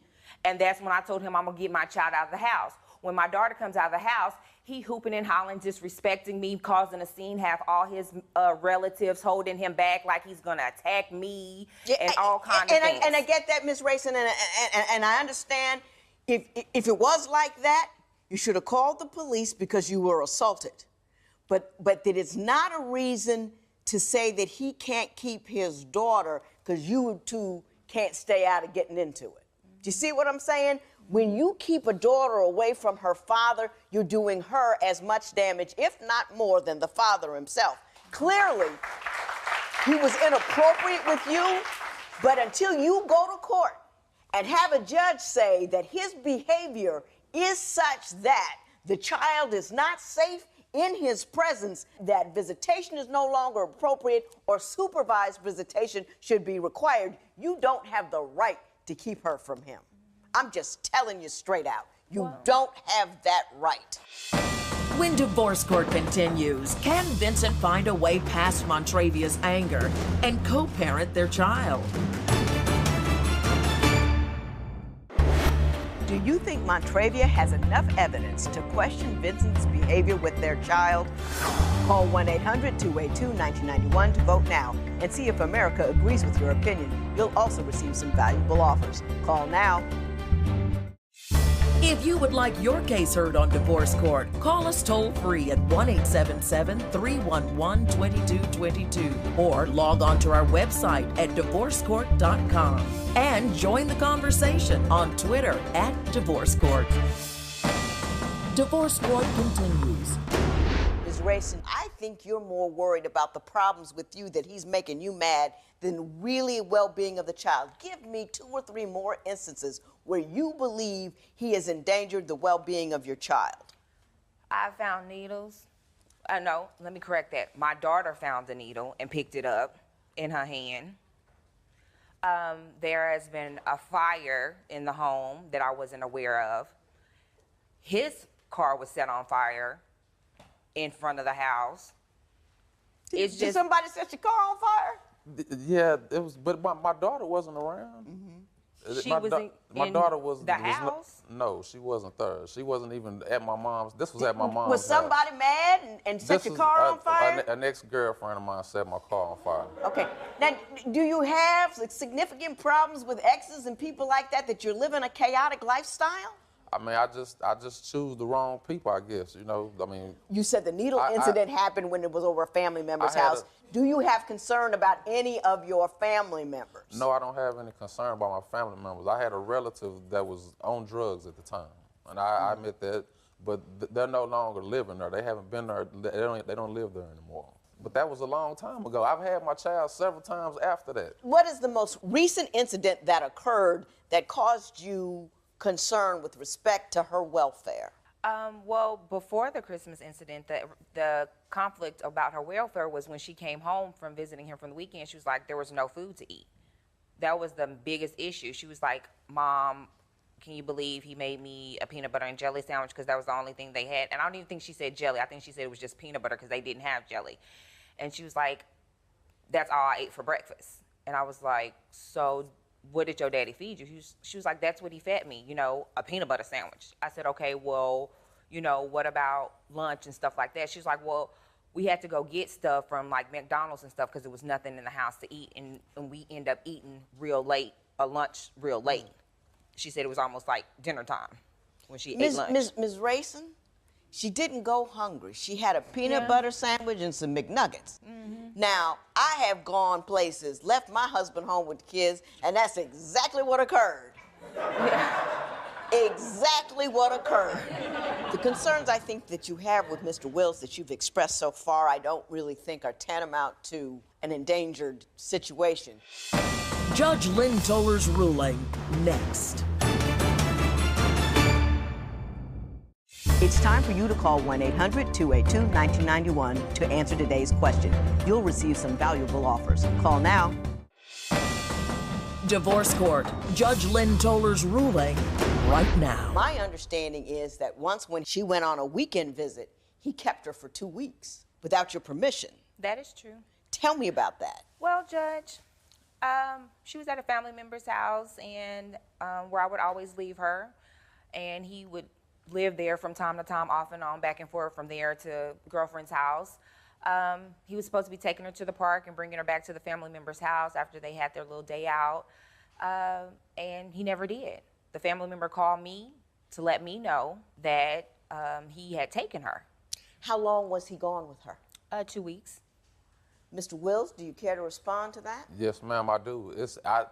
I didn't try to kidnap my child. The reason I had her for 2 weeks because I had talked to Montravia, and she told me she was going to take my child from me and she wasn't going to let me see her anymore. So I didn't tell you that. At the time, I did not tell you that. At the time, I was keeping her because I was trying to get custody because I knew if she got custody, I would be in the exact same position I am now. I wouldn't do that to her. I wouldn't take, you know, my daughter away from her. And then I was trying to get cut. You did it for 2 weeks. Here's the But problem. Calling me from block numbers, not allowing her to tell me where she was. Here's the problem that you both have. Your primary problem is with one another.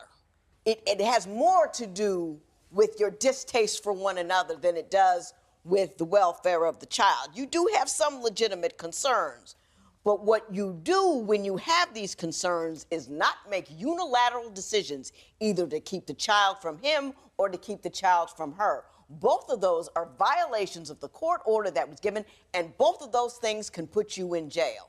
What you need to do is write down what your concerns are, have them exact and in their nature, in their time, in their concerns. Then you go to court and tell a judge, this is what is happening. I am concerned about the custody agreement as it is. Would you please rule on it? I think you haven't done that because you know that your concerns aren't sufficient to change it. Because if I thought my kid was in danger, I'd be at the courthouse. You know, I'd be judge, you know what I mean? I would be there. And you haven't done that. I did it in the beginning, and the judge didn't want to hear anything because none of my witnesses wasn't physically in the court. Then you do that. Do you see what I'm saying? There's no hurdle that you can put between me and my children's welfare that I'm not going to jump. If the judge said you don't have any witnesses, my behind would be out getting those witnesses. I'd pay their day's wages if they had to miss work, and I would bring them in court because my kids are the most important thing in life. You didn't do that because it wasn't available to you. What the two of you need to do is sit down with a mediator and discuss what is happening. But you have to obey the court's orders. You gotta do it. And just because you're mad at him, don't deny his presence for her.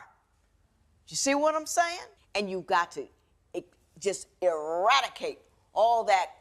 There's conflict between us, and you made me mad. That December 25th nonsense, that was just wrong on your part. If he assaulted you, you should have called the police, and then there would have been a record and something to go on. But you kept her. I should have, but I didn't. And, I knew that after the fact was said and done, because relatives told me the same exact thing that you're telling me, why you didn't report it, because I've never been the one to report it. There's been a lot of things I never reported to the police that I probably should have. You have an obligation to do so. If you think your child is in danger, that's what you do. You just don't get mad and make unilateral decisions. With respect to how he treated her, he did the right thing, put her in the house before he said anything to you. Mr. Wills, I understand your position. If I were you, I would go to court and make sure you got enforced visitation. She cannot keep that child from you unless it's demonstrated that you're not appropriate to have her. And so far, she hasn't done that. Now, you need to clean up your situation a little bit because it ain't all cool and straight. I understand. My phone may be on and off at times, but I've had the same telephone on for the past 2 years. I have a steady job. Even if his phone is on and off, that's not a reason to keep your kid from And as far as December 25th, she put her hand in my face and I grabbed her arm. She pushed me and I pushed her. And if that's assault, then I guess, but that's what happened. You know, it's not like I hit her or I put her in a headlock. I didn't do nothing like that. Assault. If it was really serious assault, she would have called. It was a mutual touching. Yeah, it wasn't mutual, but it was. But it's no reason to keep the kid. You're not hearing me, Mrs. Rayson, and you're not trying to hear me. So I'm going to leave it alone. But I'm going to tell you, you both need to go back to the court and the jurisdiction in which you live with specificity and get a judge to tell you exactly what to do. It is not up to you, and it's not up to you because you two weren't mature enough to make decisions with respect to your child by yourself. So you got to let some guy who doesn't know you, doesn't know your kids, don't really care, make it for you. And then you have to abide by those orders. And if either one of you fails to do so, the other one must immediately go to court and make sure that that happens. Do you hear me? Yes. This matter is adjourned. Both parties agree that they need to end their grown-up dispute for the good of their child. Post a comment or submit your case at divorcecourt.com or call toll-free 1-877-311-2222. Follow us on Facebook and Twitter at Divorce Court.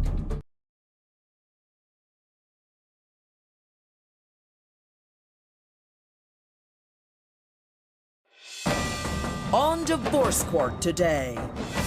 This young married couple have hit the skids because he found inappropriate messages on her phone, and she blames him for looking. Shaquia is worried that she is wasting her youth with Tyrus. He should mind his own business and leave her alone. Shaquia Bamba and Tyrus Bamba have brought their dispute for Judge Lynn Toler to resolve. Testimony in Divorce Court starts now.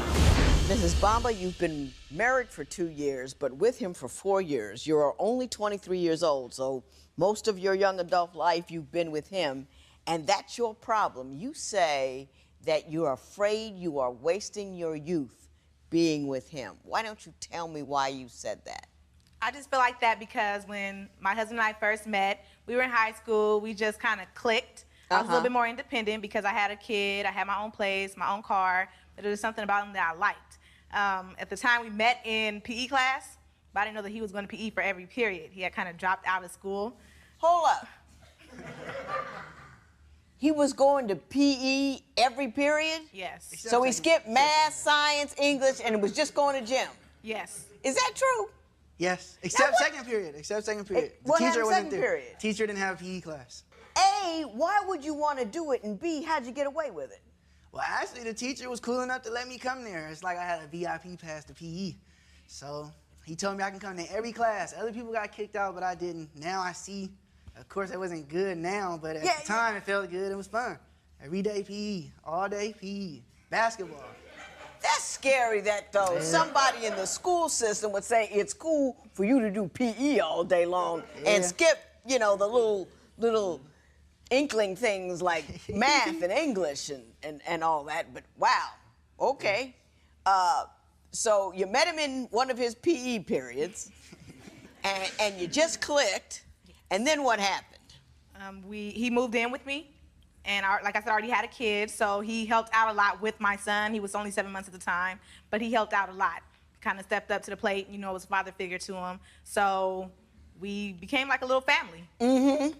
Did just about everything together. There was no separation between us at all. Did it bother you when you found out that he was going to PE all day? It did. I mean, it's bothering me, and I don't even know it. So I just, did it say something to you? Yes, it did. At the time, we shared the same goals and ambitions. We had the same interests and everything. We both kind of wanted to go into law. So that's what I thought. But then when I found out that he wasn't, going to school, my view on him kind of changed a little bit. Yeah, because you can't go into law without going to school first. Exactly. They kind of don't let you do that. Yes. Mr. Bamba, you were young. You were a year younger than her. Yes. And she had a kid already. She was on her own. Were you ready to become a husband at 20? And a father at 20?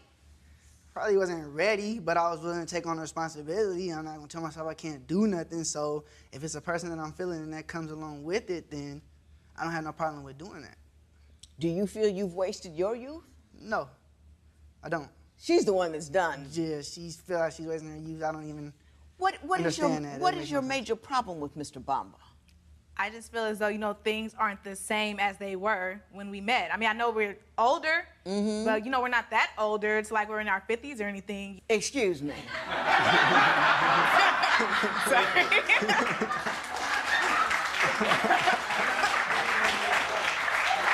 I just want to let you know that at 55, which is where I am, I'll be 56 next month. You look great. You can still have a good time. I bet I had more fun this week than you did. I believe it. I'm just saying. But anyhow, did it change when you got married, or did it change after you got married? It changed a little bit before we got married. I had already gotten pregnant with my second son, because Tyrus said that he was ready for another kid. I don't think that I was that ready, but I, kind of gave in, had another one, and that's when things really changed. You were ready to have a child? I was ready for a kid. I didn't say I wanted to have a kid right then and there. That was not a planned birth right there. I mean, I love my son, but it wasn't planned. Well, no, I understand. Yeah. I understand. Ms. Bamba, I ask you something. You had your first child, what, at 18? 17, yeah. 17. Why would you go around again so soon? Because they're a lot of work. Yes. Were you trying to please him, keep him? Well, I feel like he kind of trapped me, but how's that? Because he wanted the kid. That he wanted the child, and he kind of didn't let me know that he wasn't wearing protection. So that's what happened, and I got pregnant. So I was going to ask the question, but I'm not. I'm just going to go on. Miss Bomber, you say your primary problem with her is that she is stuck on social media, can't get off, and can't conduct a life with you because of it. Yes. That's all she's ever on social sites, texting people. I'm thinking she's at the neighbor house having a drink or something with her. She's on the phone talking to other men. You talking to other men? I had a friend. Another what kind man. of friend? It was an old friend from school, a yeah. guy, yes. Yeah? Were you flirting? Yeah, a little bit. Were you already sick of him that quickly? That you needed to find your romantic entertainment elsewhere? I felt like he wasn't showing any to me at all. So I went to the next person. What wasn't he doing that you felt he should have done? Doesn't compliment me at all, like he used to. Doesn't tell me, like, if I buy a new outfit, change my hair or something, buy a new wig, he doesn't say it looks nice or anything. I like that. That's one of the reasons that I got with him. And just everything is different. Like, it's kind of just dry and boring. Dry and boring. Yes. Did you guys used to go out a lot and not so much anymore? We used to Or is it just his attitudes towards you? It's both. We used to do a lot of things together before, I had the second kid or before we got married. But don't you think that having a second kid kind of like cuts out on a little of the fun? You got to take care of these people. And you got to be with them all the time. And you can't do what you can do when you were single and unencumbered, right? Right. I agree. Why do you hold him responsible for that? Because I feel like, with him asking for another kid, he should have been able to handle the lifestyle that came along with it. The most beautiful word in any woman's vocabulary is no. No. Can I get a little piece, honey? No. You want to come over for a booty call? No. You want to have my baby? No. It's a beautiful word. It's freedom. It's opportunity. It's eventual wealth and happiness. No. Next, did Tyrus throw a violent fit because he's an angry drunk? Or because he saw pictures that pushed him into a jealous rage? Divorce isn't easy. If you need help with your breakup, call toll-free 1-877-311-2222 or visit our website at divorcecourt.com. Become a fan at facebook.com/divorcecourt. Divorce Court, real relationships, raw emotion. Testimony continues now. Mrs. Bomber, you strike me as a level-headed person. For you to pull off what you've pulled off at such a young age, it's impressive that you had your own place and car and taken care of a child, and I just wanted to put that out there.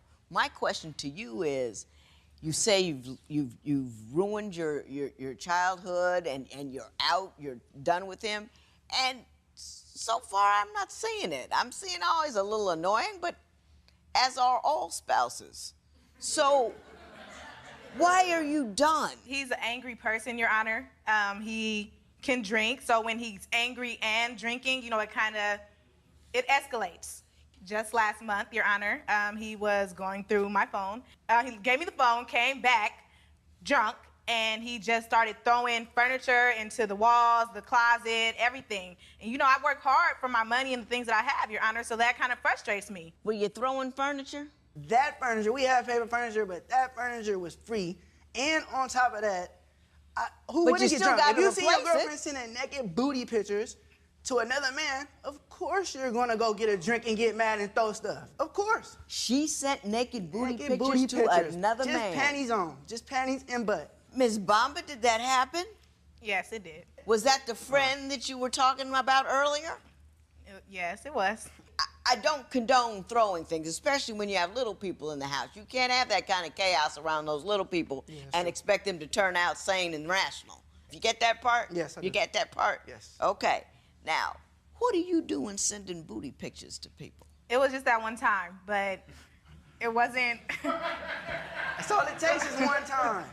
What possessed you to send that particular picture to that particular dude? I had been kind of talking to the guy for a while because we had been getting into it. So when I feel like, you know, he's not showing me any affection or anything, that's kind of what I turned to. So you were working your way into cheating on him? It would seem that way. You could say that. And had he not caught you, you probably would have cheated on him already. Those weren't my intentions, but well, I probably... You send a provocative picture to a man in the phone. You're being disingenuous if you're saying that's not your intention. You were trying to get him hot and bothered about you. And then you were gonna... Well, anyway.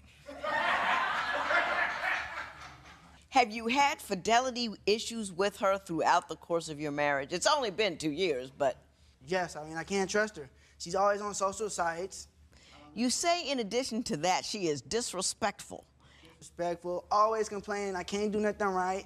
Just like how she's saying I don't show no affection, I don't compliment her no more. I did all of that stuff. You think that part of the problem is you're not currently employed, and you say as long as you were bringing in money, it was all good. But when the money stopped, then all of the critiquing started. Is that accurate? Yes, okay. It is. How long were you working before you lost your job or quit your job or whatever you did? 4 or 5 months. It was a program through the county office, and they helped me get a job. And I was barely getting paid anything, $8 an hour. A check was looking like $600 every 2 weeks, which is nothing. And to go back to her complaining, for her birthday, which just passed February, I bought her some weave hair, $300 weave hair. That's half my check already. We still have to pay for gas. And then, once I tell her, I say, oh, I wish you would do something nice for me like that. It don't even gotta be that expensive. What she tells me, it's not like it's your money, you got paid by the county. That's just complaining for what? Well, I'm doing the work. I'm the one there for now, 10 hours. Let me speak to you momentarily as your employer. When Divorce Court continues, Tyra spent all day, every school day in PE. Was that a warning sign Shaquia should not have missed? Do you think this couple can learn to respect each other and save their relationship? Call 1-800-282-1991 to vote now and see if America agrees with your opinion. You'll also receive some valuable offers. Call now. If you would like your case heard on Divorce Court, call us toll-free at 1-877-311-2222 or log on to our website at divorcecourt.com and join the conversation on Twitter at Divorce Court. Divorce Court continues. I'm not going to talk about the problems that you have with each other for a moment because I'm going to talk about the problems I have with you. You seem to, and correct me if I'm wrong, be leading a government-funded life. I mean, yeah, because that's what helped me out at the time. Of course, I'm. Are you working now? No, I'm not. So how do you two eat? The government. A government-funded, and you're cool with it? No, I'm not cool with it. That's the problem. I'm not. Well, why are you working? Because. First of all, if I gotta pay you people some money to help you live and breathe and eat. But no, I was doing the work. Hush. Don't buy any weave with it. Do you know what I'm saying? You can go to the store and buy $7.29 perm and do it yourself just like I do. I don't buy myself weave, and I don't want to buy you weave with my money.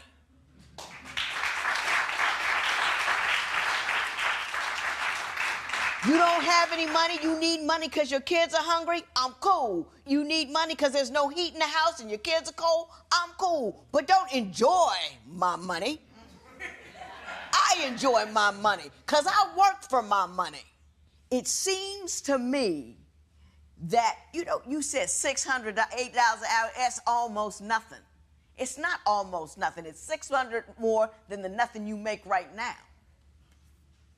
And you're not at 22 and you went to PE instead of English. You designed that nothing for yourself. I didn't do it to you.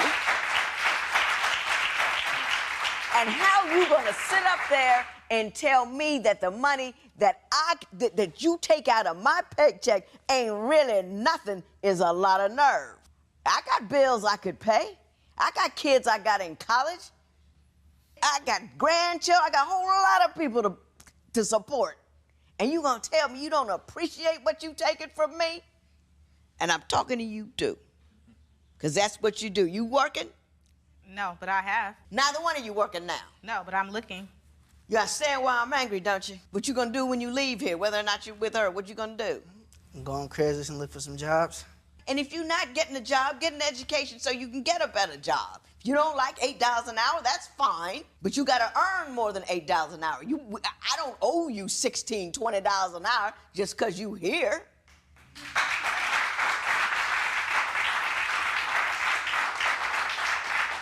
My youngest son worked as a dishwasher because he was out of school, he wasn't doing anything. I said, you can't sit on my couch and do nothing.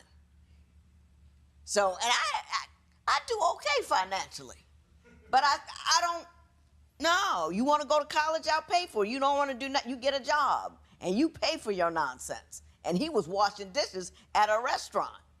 I don't play that, you know. I'm all mad.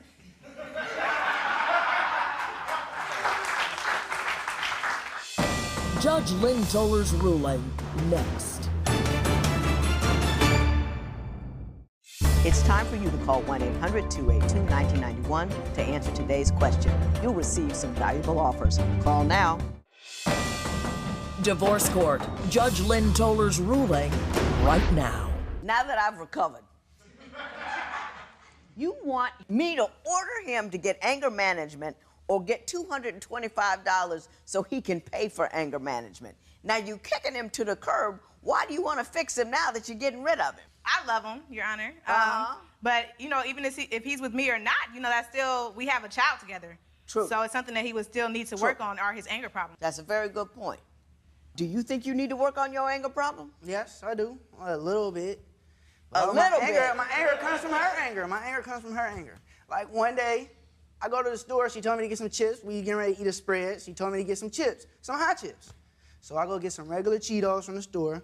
She gets mad and complains and throw them at the wall because they not Cheeto Puffs. Were you mad because he got Cheetos and not Cheeto Puffs? They wasn't Cheeto Puffs, so she got mad. I tried to resolve the situation and told her I'll take them back and go get what you want. She opened the bag of chips, threw them at the wall, then kicked me out the house. Started ripping clothes off the hanger, throwing them all off the hanger and stuff, ripping my buttons up. Did you rip his buttons off? Yeah. Over some Cheetos? It was a lot of stuff just, you know, built up anger. That's what happened. I'm trying to like you people and you're making it awfully hard. Here's what I gotta say and then I'm gonna go. I can't award you money to send him to anger management. That's not something judicially appropriate. Now, if he was here on a criminal charge, I could send him to anger management. I could do all of that and the county would pay. But what I will say this, Ms. Bomba, whether you're sick of him or not, whether you leave him or not, you have to be a calm and solid force in the life of your children. And every time you have a knockdown, drag out, blow up, it scrambles their brains. And not only does it do that, they know that these things happen on occasion. They spend all their life anticipating, waiting, when's the next tornado gonna come through there? You can't raise good children that way. It's not good for them. So you know I know you know what's important. I know you got some sense. It's in there somewhere, I see it. You know, and I want you to exercise it. Mr. Bob, I don't think you're a bad guy. You need to put down that liquor. You need to get a job. It's $8 an hour is not beneath you because it's $8 more than no dollars. True. And you work your way up and don't expect to earn. But I can't give you what you want. All I can do is give you my best wishes, and you do, in fact, have them. There will be no recovery in this matter. It is so ordered. Tyrus and Shaquia appreciate the judge's ruling, and they are working on anger management. Post a comment or submit your case at divorcecourt.com or call toll-free 1-877-311-2222. Follow us on Facebook and Twitter at Divorce Court.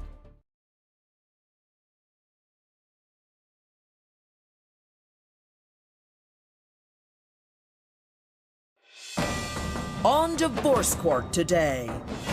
Married for just 6 months, Shawnacia says her husband Greg lies about everything, including his father's death. She says he is a pathological liar and has the list to prove her point. Shawnacia Hill and Greg Hill have brought their dispute for Judge Lynn Toler to resolve.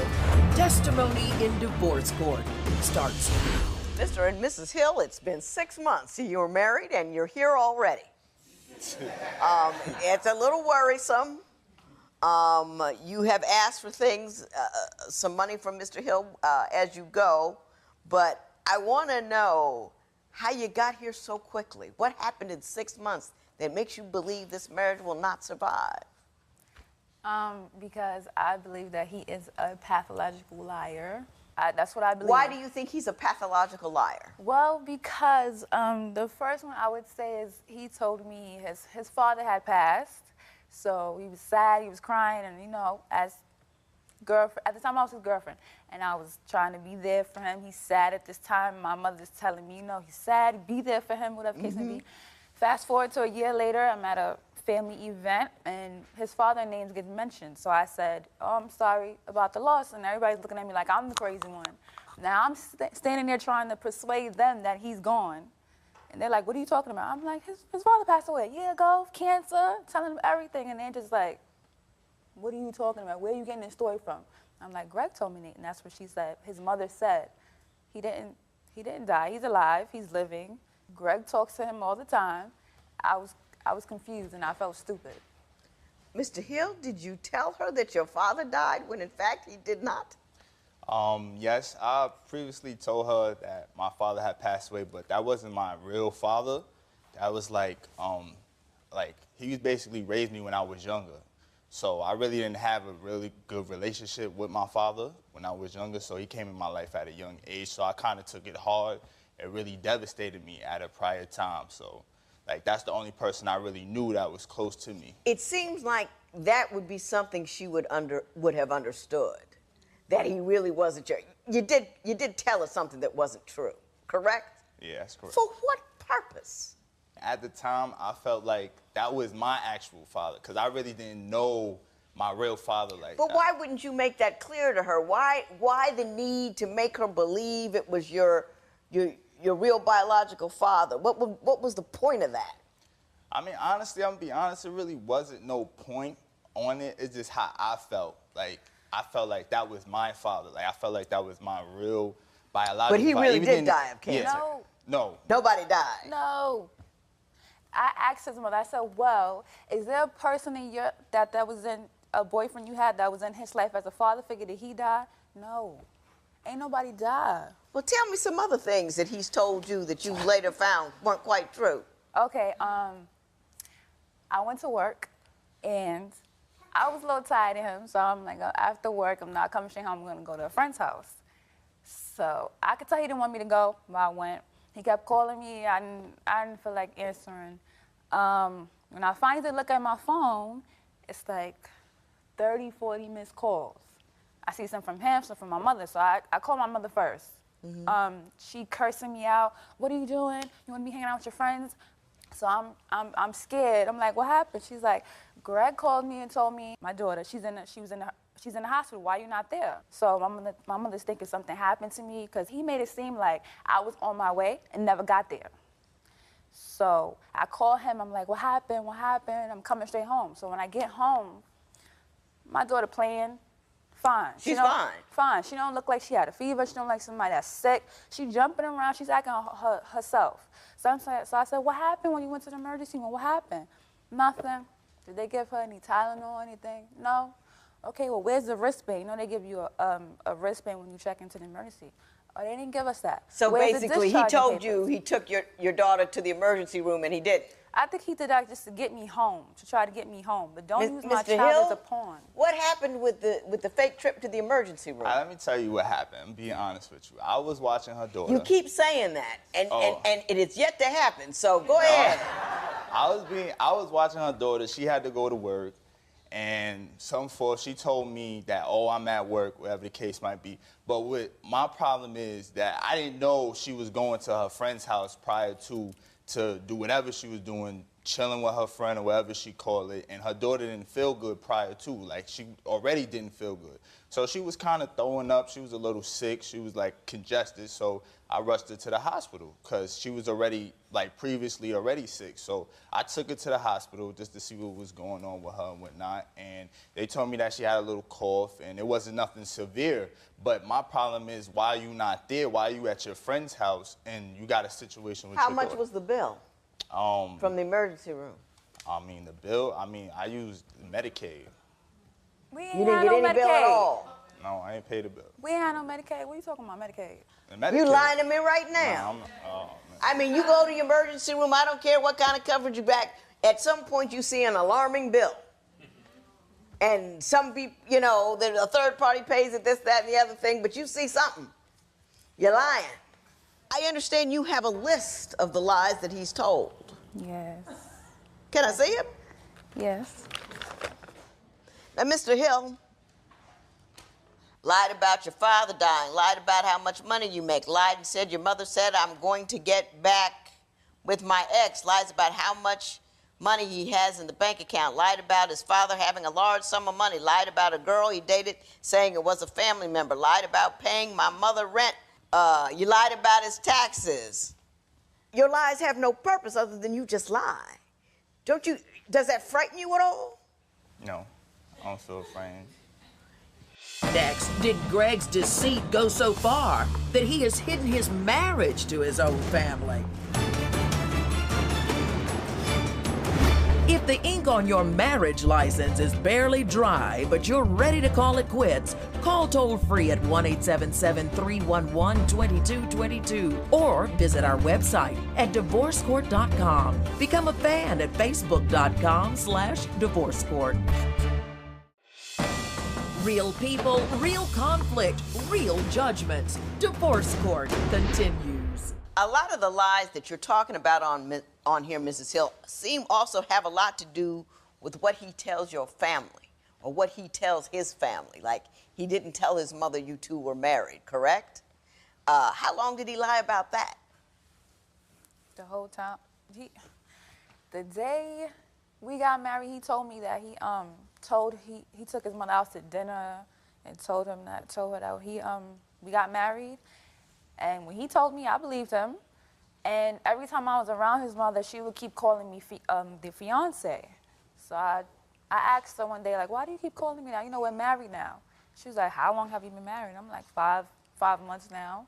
And did you lie to your mother about, by omission, by not telling you were married, and then lie to your wife by telling her that you told your mother you were married when in fact you did not? No, I did take my mother out. I did tell her that, but previous relationships in my past, she really didn't kind of believe that I was actually married. I told her a couple times I did get married. She was mad, pissed off. You mean to tell me your mother, the woman that gave birth to you, who raised you, who's known all your life, you went out, you sat her down, took her to dinner, told her something as serious as you were married, and she didn't believe you? No.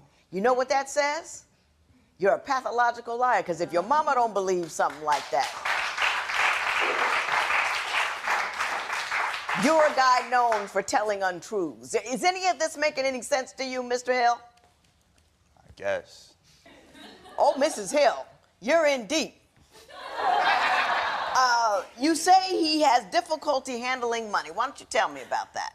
He's very careless. He loses things. He done lost about 3 phones already, keys, wallet, a whole check, money, the whole wallet, the ID, my ID, phone, everything. Like, he's very careless. As opposed to money, it's the same thing. If he doesn't lose it, he'll spend it. When he buys things he's not supposed to buy. Sometimes he'll buy me things too, so I can feel better, I guess. Like, oh, babe, I bought you something too. He ordered stuff online, still ain't come. It's been about 2 months, 3 months. No sneakers. Sneakers ain't come yet. I want to know where this money went. Since you say you ordered these things, they have Are you not spending came here money yet. in places or on things that you're not telling your wife about? Like a couple months back, I had ordered some sneakers off the internet and it didn't come. But on her card, when she was working, I ordered off her card and the sneakers came. But when I used my big account, I guess the sneakers didn't come. And I placed the order for them. They still didn't come yet. So. Did they charge you? Yes, they did charge me. What did you do about it? Nothing. No, I called the bank actually, and they put in a claim for it, but it wasn't still processed yet. So I didn't get nothing back on it or return or anything. I don't know. Well, I don't believe him either. Don't worry about it. You know, I mean, he tells long, convoluted stories, stuff that just really doesn't make any sense and it really doesn't happen. And I can see why you're here, Ms. Hill, and yeah. When divorce court continues, is Greg the only one with something to hide? What secrets will Shaunacia's phone reveal? Do you believe Greg will change his ways after seeing Shanaza's log of lies? Call 1-800-282-1991 to vote now and see if America agrees with your opinion. You'll also receive some valuable offers. Call now. If you would like your case heard on divorce court, call us toll-free at 1-877-311-2222 or log on to our website at divorcecourt.com and join the conversation on Twitter at Divorce Court. Divorce Court continues. Mr. Hill, I'm going to quit picking on you for a minute, and I know you're glad about that. I'm going to move on to what you say about Mrs. Hill.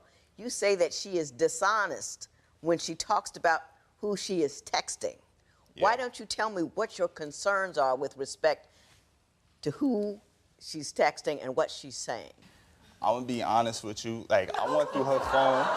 I'm trying to tell you what happened. Like, I went through her phone previously, and she said that, all right, I don't text boys like that. I don't talk to them frequently. I have male friends. Okay, everybody has male friends. I was kind of being, curious. I went through her inbox, and I saw a guy send his private, part to her. And I seen her ex-boyfriend text her talking about, I want to hear your voice. And then it's another guy she had sex with. And I said, don't text him or inbox him no more. She still hit him up consistently 3 times. A guy that you knew she had sex with? Yes. After you two were together? Yes. Ms. Hill, was there such a person? That was before we were together, but yeah. Okay, as for Did he ask you not to talk to him again? Yes, he did. And you continued to talk to him? I said hi. That's it. Did you get a picture of some guy's situation on the phone? Yes, I did. Now, who sent you a picture of that? It's a guy that I know around the neighborhood. He sent me the picture. It was very randomly, and what he's not telling you is that I put him in his place, and that was the end of the conversation. He's not going to say that. I didn't see that part. I just seen the picture. I don't know if she checked him or not. I did. Mr. Hill, there was a time I would have said to her, no man just sends you a picture of his nether regions on a humble. But I've been in this chair long enough to know people actually do that. Freaked me out. I can't call her out on that, but I can call her out on you got a boyfriend, an ex-boyfriend, he keeps hitting you up, you ignore him or you check him, you don't say hi. That's an invitation. He's looking for a response. He's looking for some kind of acknowledgement. You don't say hi, you just ignore him, you block his number, or you say, I don't want to talk to you, don't text me or don't call me or don't inbox me or whatever you folks do these days. You got that? Yes. Because that's a solid thing. You marry somebody, you put a real tight box around it. I mean, especially if it's somebody, that you say you're not getting enough sex, Mr. Hill. Oh, God. I'm gonna be honest with you. That's how I started. That's how I started off. I feel like in our relationship, in the beginning, it was hot, steamy. We used to have sex all the time. But now it's like I basically maybe get sex probably like one time out the week. I mean, she work, I work, we both got a job. And I understand she has a child, I understand that, but... How young? She's only two. Yeah. So... And she works full-time? No, she works part-time. She works part-time? Yes. Mrs. Hill, are you coming in light on the loving? I am. And why would that be? It's not purposely, but I feel like we're going on 2 years. He should know what turns me on, what I like, what I don't like. What I don't like, he's on me constantly. He's on my back. Like, he's on me. Well, so when it's the I time, I don't want you on me, right? I want to lay in the bed. So if he modified his approach a little bit, yes, would you be more willing? Yes, and I tell him this all the time. Give me some space. Let me come to you. Mr. Hill. Honestly. All right, honestly, I mean, all right, I got a high sexual, with me, it's like, I like having sex. So it's like, I mean, now that we married and everything, it's like, I try to give my all to her, like, sexual-wise. Like, I always want to do something spicy, you know, turn it up, keep it constantly flowing in the bed, you know? Yeah, keep it and fresh. it's like, I never had my chance to do that because she always tired, I'm tired, this. Now, I don't want to hear that all the time. Like, sometimes, you know, like, yeah, just hey, get in the game with me a little bit. I got you. Yeah. I got you. I understand. Yeah. Judge Lynn Toler's ruling next. It's time for you to call 1-800-282-1991 to answer today's question. You'll receive some valuable offers. Call now. Divorce Court. Judge Lynn Toler's ruling right now. Mr. Hill? Yes. The only time I asked you a question and you didn't say to be honest is when you were talking about sex. And I know what you were saying about the sex is true. Mr. Hill, you're losing your wife. It's hard to live with a man you can't believe anything from. I mean, nothing. You calling about a kid sick in the hospital, didn't really go. That tears a woman's, any parent's heart out. You can't lie about that. You lie about grand things, about people dying of cancer and not telling your mother that you're married, or if you did tell her you were married, she didn't believe you. You've got a deep problem there, a deep and desperate problem that you need to acknowledge and do something about, because that's why she's leaving. I think she loves you. I think you're probably a good guy. I think you've gotten stuck. You got a really tangential hold on reality. Whatever is what you need is what you imagine is happening, and you just fantasize about it and you stay there. Even when you're telling me, when you know you've been caught in a lie, you still conjure up more and more and more, as if you say enough convoluted things that somehow you'll lose people along the way and they won't realize that you're really taking them down the garden path. It doesn't work, and it's killing your wife. Just killing her. Not to be able to trust that when you say, I took your daughter to the emergency room, that there was something actually wrong with her. For you to tell that kind of lie is just, it's a little sadistic. To cry and say someone close to you died of cancer, that's sick a little bit. And if you don't see it, you can't recover from it. And you need to recover from it. Now, you want what from me, $300? Is that what you want? Yes. $350, my bad. What for? Okay, if he tells me we have $350 in the bank account and I go out and I'm swiping away because I think there's money in the account. There was no money in the account, so there was overdraft fees. Do you have any documentation of the overdraft fees? Mrs. Hill. I'm not going to ask you if you did it, if you didn't do it, because if you told her something and it was a lie, I believe her. You can't lie about money because money can't survive a lie. It's either there or it's not. It doesn't appear, and then that costs you money when you lie about money, because if you have money, you say you have money you don't have, the bank says, oh, you thought you had more than you did, I'm going to take more from you. And you end up deeper and deeper in a hole for no particular reason whatsoever, other than you can't manage to tell the truth. You can't stand the discomfort of being in a situation that's not going the way that you want to go. You've got to be able to stand the discomfort of, no, baby, I haven't got any money. Yeah, Mom, I married somebody that you preferred me not to marry. No, I just didn't come on time. Yes, I wish you would have come home instead of saying your kid was in the hospital, so come home. You got to be able to be uncomfortable and live so you can be an adult. I can't keep your wife from you, but I can't take $350 from you either. If I were you, I would find $350 and go see a psychiatrist with it. There will be no recovery in this matter. It is so ordered. Greg and Shawnasia appreciate the judge's ruling and are working to change their future. Post a comment or submit your case at divorcecourt.com or call toll-free 1-877-311-2222. Follow us on Facebook and Twitter at Divorce Court.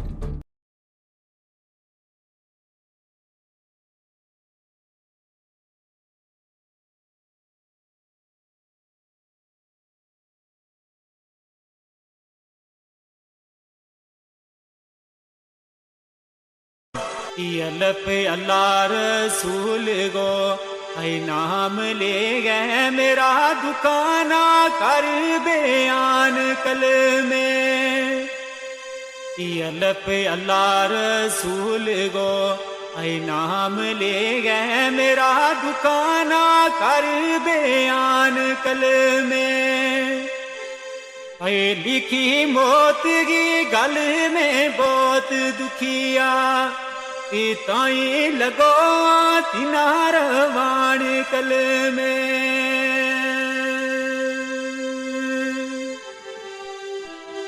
जे जून ते जुमागो हर रोज है तो दिन आज गो ईद कुर्बान कल में अये नामर home go थोड़े दिलाल सोनो ओ आज छोड़ गया जग जहान कल में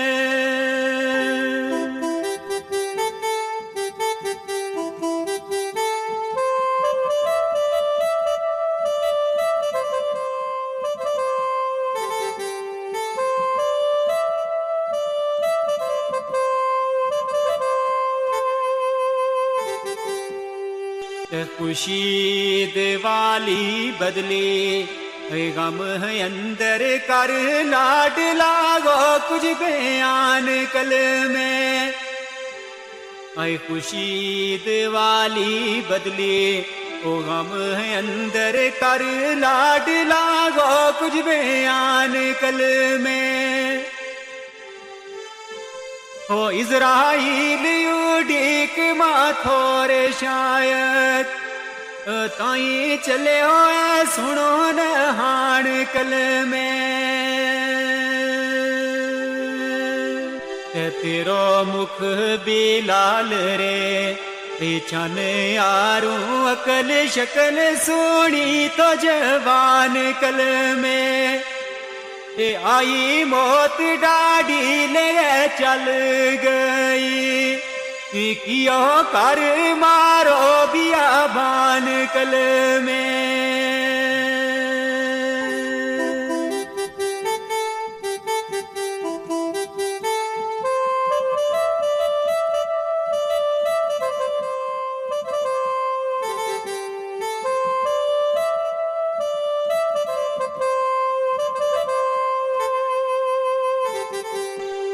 कियो चानक सो दो भी लाल चन्ना कलस बेली मारोड़ रवास ओ कियो चानक सो दो भी लाल चन्ना कलस बेली मारोड़ रवास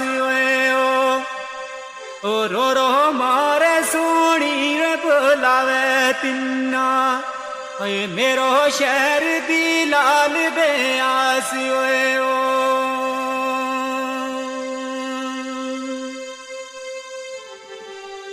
ते नवी बेल बूटी कचो आय फल लगो कची फसल वर जिसरा अनास ओवे ओ लुगो रोवे ते बली उड़ करे आड़ा मेरे आरू ना कोई रे उदास होवे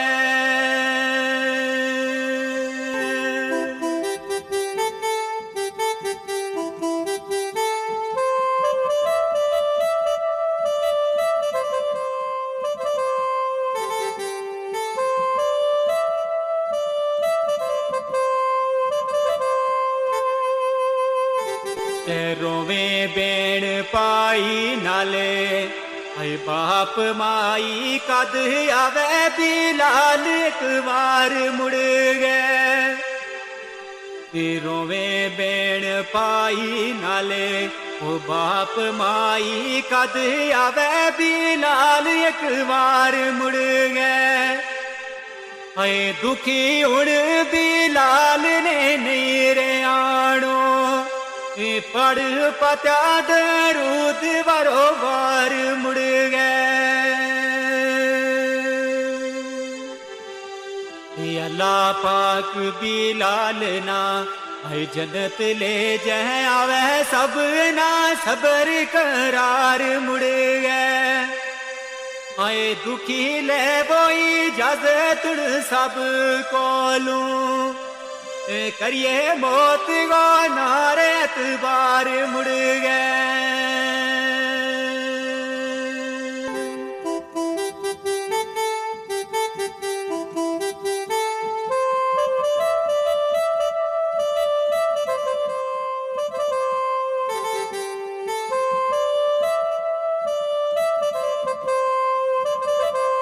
ये आखिरी शेर जावेद पुंछी दी तरफों वाली मामून दुखी हो रहा नाल शीन शेर लिखे बली मोहम्मद सोने जड़े बोल जावेद सुनावे छोड़े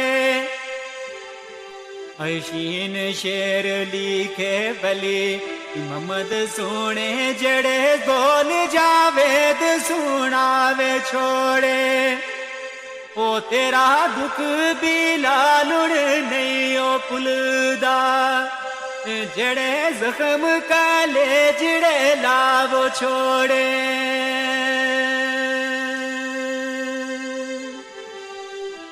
तेरी खबर नो रब दिल शाद रखे असा कोलू क्यों मुख छुपावो छोड़े ओ पिया मान बिलाल दुआओ मेरी रोज मैशर तेनू रब मिलाओ छोड़े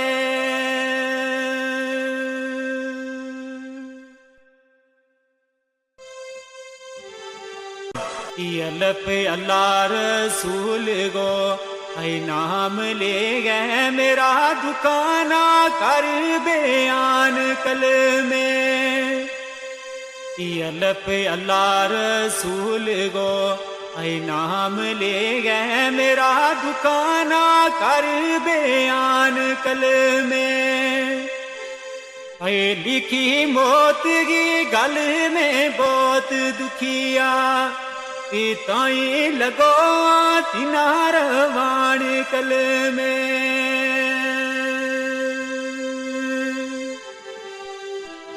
छे जून ते जुमागो आई रोज है तो दिन आज गो ईद कुर्बान कल में ऐ नामर होम गो थोर बिलाल सोनो ओ आज छोड़ गया जग जहान कल में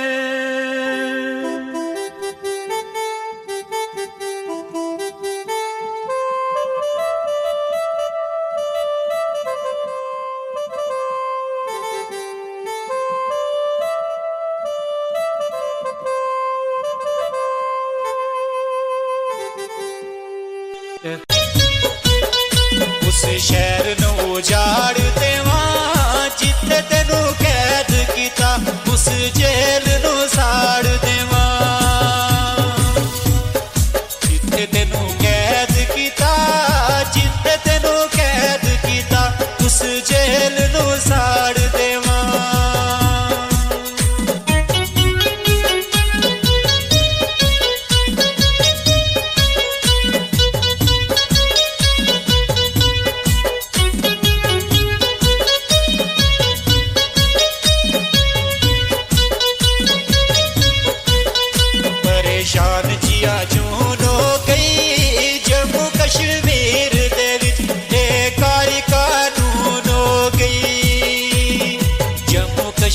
तकदीर दे विच जम्मू कश्मीर दे विच ए काली कानून हो गई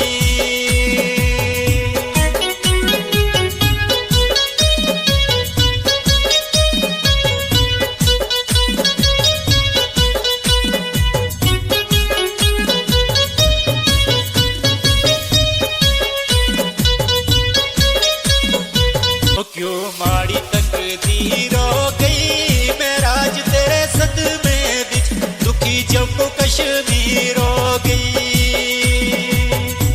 मैं राज तेरे सदमे विच मैं राज तेरे सदमे विच दुखी जम्मू कश्मीर हो गई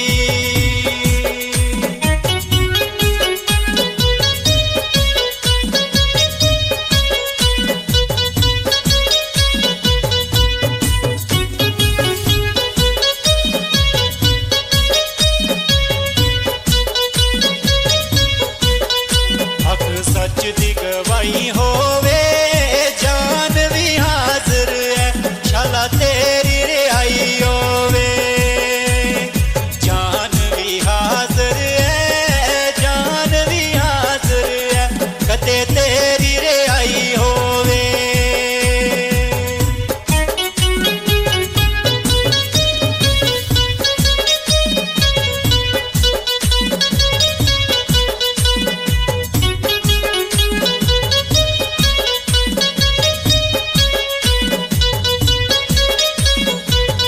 तेरा शहर आबाद सी अल्लाह सोना रहम कर सी राजमंद की आजाद सी अल्लाह सोना रहम कर सी अल्लाह सोना रहम कर सी राजमंद की आजाद सी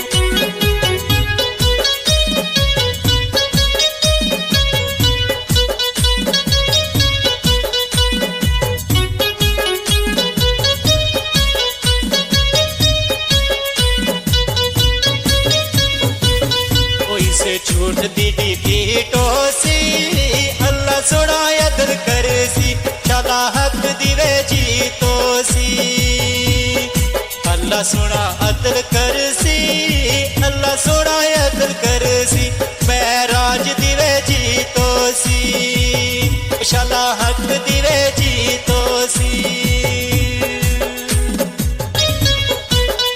उस शहर नू उजाड़ देवा जिथे तेनू कैद कीता उस जेल नू साड़ देवा जिथे तेनू कैद कीता जिथे तेनू कैद कीता उस जेल नू साड़ देवा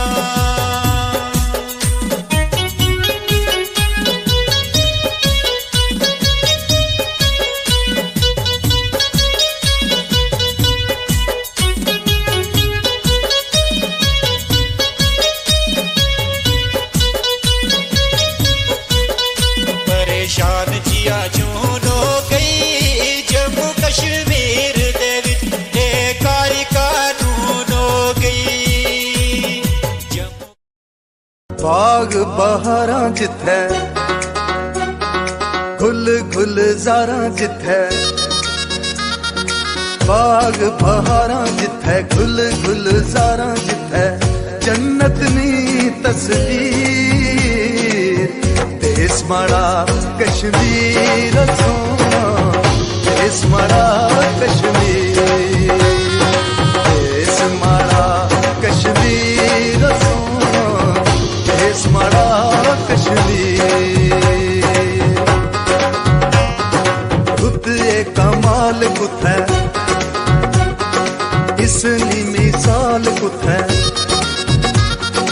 रुते कमाल कुथे इसनी मिसाल कुथे बेमिसलो बेनजीर देश माड़ा कश्मीर सोना देश माड़ा कश्मीर देश माड़ा कश्मीर सोना देश माड़ा कश्मीर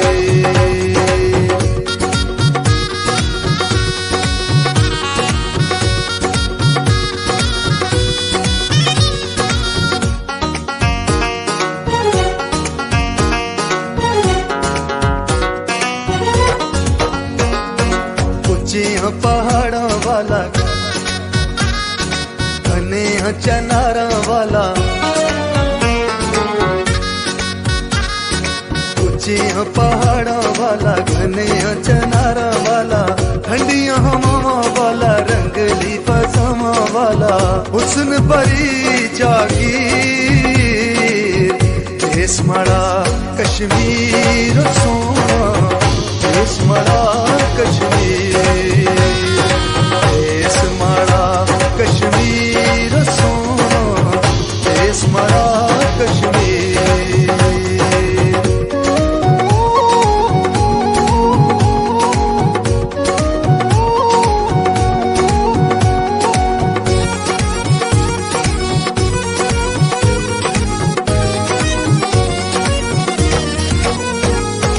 मिठे मिठे गीत गाने पंछी परी तालाने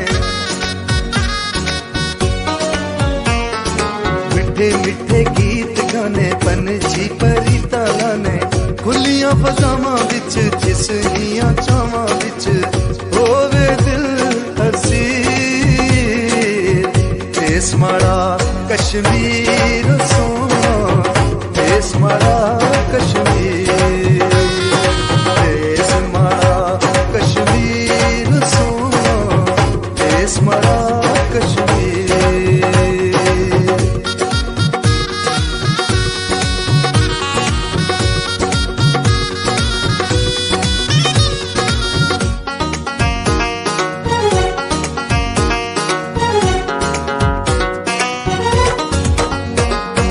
फुल्लां जइयां सूरतां ने वफानियां मूरतां ने फुल्लां जइयां सूरतां ने वफानियां मूरतां ने जाई जाई जागतां ने जिसनियां शोरतां ने लोको आलमगीर देश माड़ा कश्मीर सोना देश माड़ा कश्मीर देश माड़ा